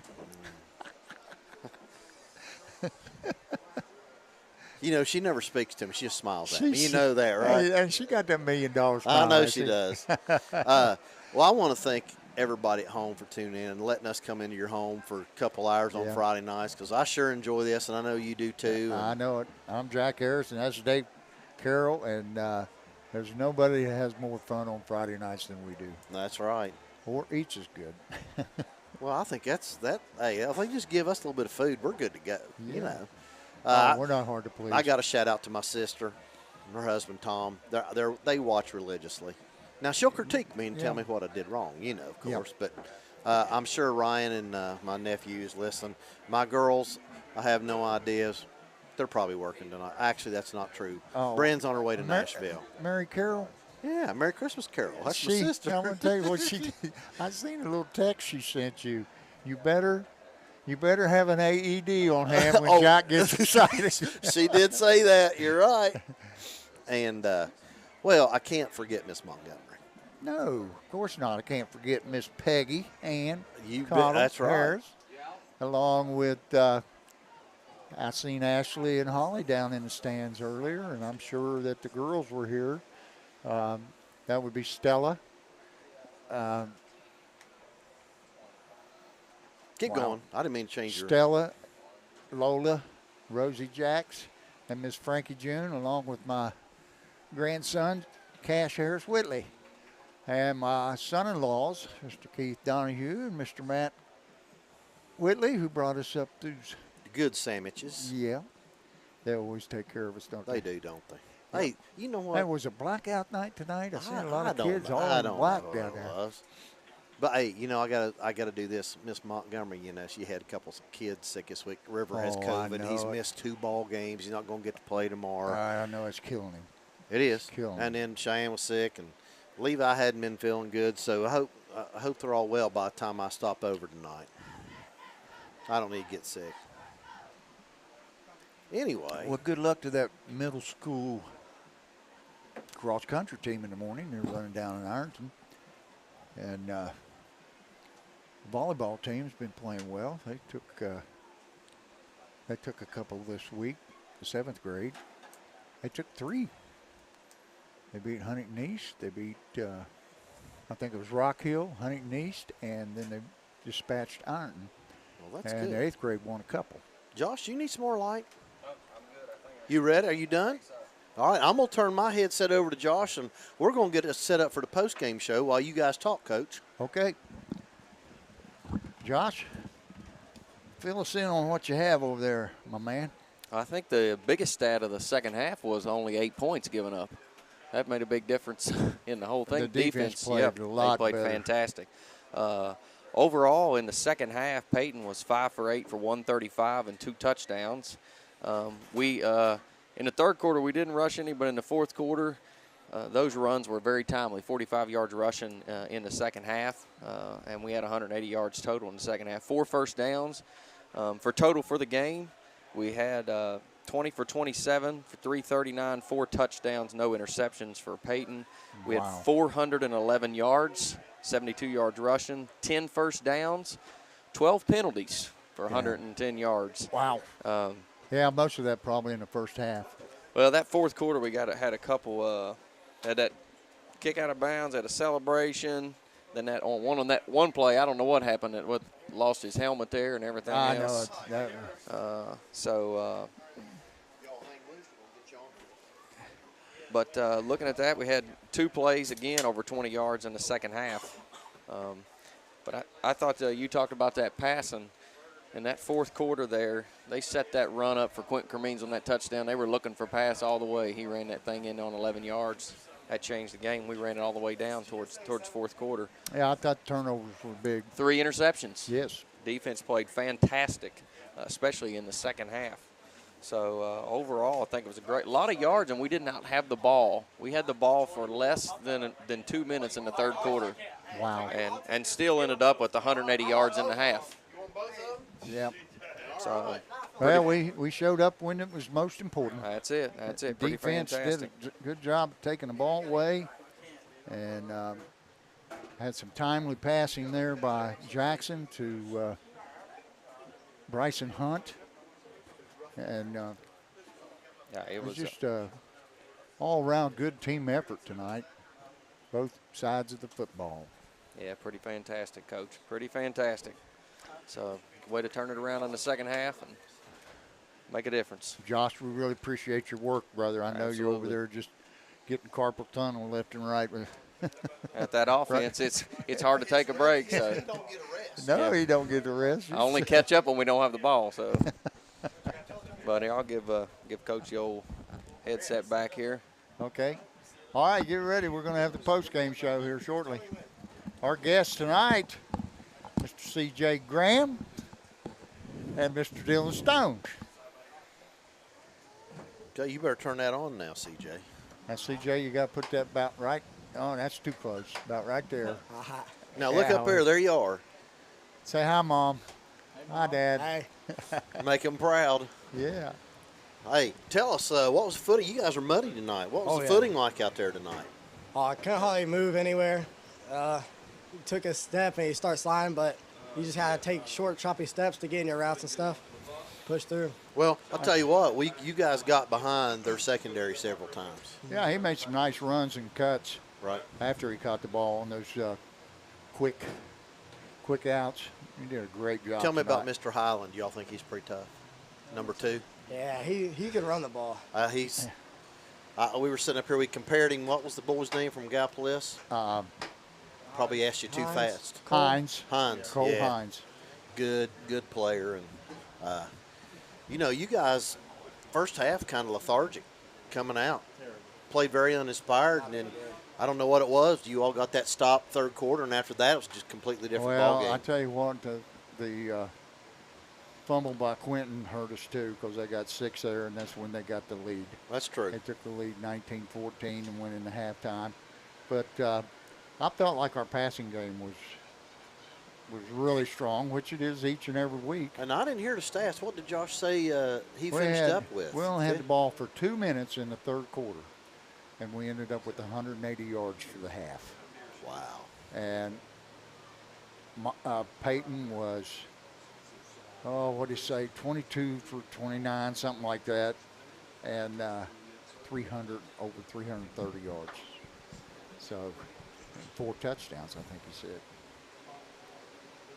I know that Quentin rushed for a touchdown, and the rest were passing touchdowns. You guys did he tell you anything about Cam Kitts? We saw him down there with crutches. I think he might have partially tore his hamstring, something like that. No. I don't know if it's that bad. So He said it was something with his hamstring. Well, I saw him when he was running. He got hobbled up down there, and he just kind of hopped, and the guy tackled him there on the sideline. He said it just popped, so it could. Well, let's hope for the best. Let's hope whatever it is, we can get it fixed. Yes. Right there. Coach, what time's Coach Jackson coming up? think you're taking pictures. Yeah. With the Oh, seniors. senior picture. Oh, he probably is. Well, He'll be up here. yeah, that's a good thing. Guys, that's a great win on homecoming night. You can't go to homecoming dance with a loss. You know that. Now you know that I have to spend 4 hours there tomorrow night. You better not make me get up out of my chair.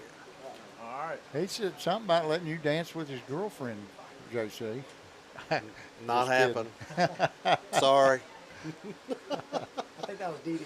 He said he called her. Oh, okay. Called who? Good girl. Oh, yeah, I did. Okay. These guys are a couple clowns, aren't they? We got our seniors walking out there, walking the field there for the last time on senior night. Yeah. It's That's awesome. It's an emotional moment, you know. But the Dragons go 5-0 at home this week or this year, and more importantly, go to 7-1. And I feel like that they played the toughest part of their schedule. Now I know Cold Grove won't be a piece of cake, No. but especially down there. And Chesapeake, you know, Chesapeake's Chesapeake. It's Chesapeake, Fairland. You just never know what's going to happen You in that never know game. what's going to happen. So we still got 2 more guys. Nope. I told Coach Jackson he was going 9-1. He's going to time me for first-year coaches, and you better make sure he goes 9-1. I'll try. You know, Coach, maybe we ought to see how much they know about Fairland trivia. Oh, God. I think they'll go probably 0 for 5. You got okay. Let me ask you this, guys. We're waiting on Coach Jackson. Oh, There he is. there he For a is. minute, all right? Hey, Jerry, get 9-1, Coach baby. a treat out of You there. just give me for a minute here, all right? All right. Get for a minute because I got back down to my seniors. All right. I want to say something real quick. All right. There you go, First Coach. of all, thank you. Muddy game.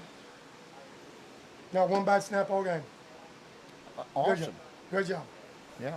And this, What happened on that pass attempt that he dropped? Yeah, Peyton. Just He said it was muddy. That's okay. what we figured. That's what I he asked- said. said he it was- said it thought it was getting dewy out But there. it was No, mud. You We got mud see on more instead of slips in mud. the second half than we did the first. And this fellow out here on defense been a dog for us since, you know what I mean? The He's last few played- games, he's he's getting had 8 a tackles a great game. year. Great. So Yeah. I know they hadn't been up here yet, so I wanted to get them up here. And proud of both of them, just like I am proud of my team. But not to take nothing away from these two, but the seniors, 32 wins in school history. That's the most in school Yep. history now. Yes. Yes, it And that is. should clinch us for a playoff spot now for sure in every comparison. So they're the first group to go to the playoffs 4 years in a row. That's So, awesome, Coach. that's, awesome. And proud you of were them, a part of but- all 4 of them, wasn't you? Huh? You've been a part of all 4 of them. Yeah, been part of all 4 of them, part of the first team, you know. And so I couldn't be more happy. And I know we didn't start out great in the first half, but we finished strong. So that's good. Defense, you know, you Yeah. got those takeaways. Those were huge. Yeah. And we Coach, played just a hey, lot better the second Tell me half about our on player, defense. who we picked for player of the game. This, Player come of the on. game. All right. Let me- I'll let you guess. Christian had a pick and a touchdown. You better look at more than that. I know. I'm just trying to think. Will had a pick. Yes, Will He had did. a pick. Keegan had a pick. Yeah. Had a couple big catches. I don't know, man. I'm sitting down. I'm sorry. Okay. Well, I'll tell you what. He Okay, plays he the same played your with position. Your position. He played your position. My boy. No. Nope. Not Oh. that side of the ball. Okay. Well, you said my position, but Not so- that side of Hey. the so ball. Dixon or Q? Dixon. Dixon. Man. Hey. He deserves it. He really Hey. filled filled- the hole tonight. And he had Scraped. some I mean, great He showed hits. some emotion tonight. You know you don't see that out of him, but you did. He really. I mean, Coach, he really played well. Yes, he did. He had really did. Several big licks. I'm just going to get down there with my seniors, not to run off, but I appreciate Coach, it. congratulations. Hey. These guys, I'm super proud of them, all We'll right? see you down Cold Grove, Super brother. proud of them. Keep it rolling. Love you guys. Keep it rolling. All right, so have you all done anything about Cold Grove? Have you even talked about it? Do you all Good. know anything at all? We Good. know they got the running back, Murphy. sophomore, I think. Yeah, he's Quick, sophomore. good. He's really good. They're big, always. So, Well, they always are. Yeah, you guys will do fine. Absolutely. Anything else y'all want to talk about? Hey, CJ, you got to take your food. You got to take your take your stuff from Camden Corner. I can't believe you turned that down, Dylan. Michael ran off and forgot his cake. Well, of course he did. You know what? Take that to Coach. Yeah, Or eat it before you get there. Hey, Dylan's going to eat it going down them steps. By the way, Dylan, did you all see our sign hanging out here? Yeah, the Codgers. Yeah. That would be me. And Me. All right. Well, hey, tell you what, Jerry, get over here. Doug, get over here. Let's go. Coach Gorby, get over here. We can see you. Where's Josh Ross at? I know. My wife wants to know who's that guy, Jerry. You talk about him all the time. All right, come on, get in here. Doug, you got to get in here. Take them headphones off. Come on. Everybody knows the AD. That's right. All right, Doug, get in here. Everybody, There's these are Doug. the guys that make it this happen. Okay, Yep. we just get to show up and talk. Yep. And act like fools, and we love it. And eat. Yeah, we do some eating up here. So, you boys hungry? There's a whole bunch more down there. hey, there's chicken. Hey, you guys. Look at him smile. I know. He's going to take about 3 plates. Let me tell you, this is the only guy I know that brings a lunch. Coach Gorby will tell you, he brings a daggone lunch. It looks like it's 2 Walmart bags full, and then comes through and gets a tray. Well, I thought you had to watch your weight there, Mr. State Wrestling.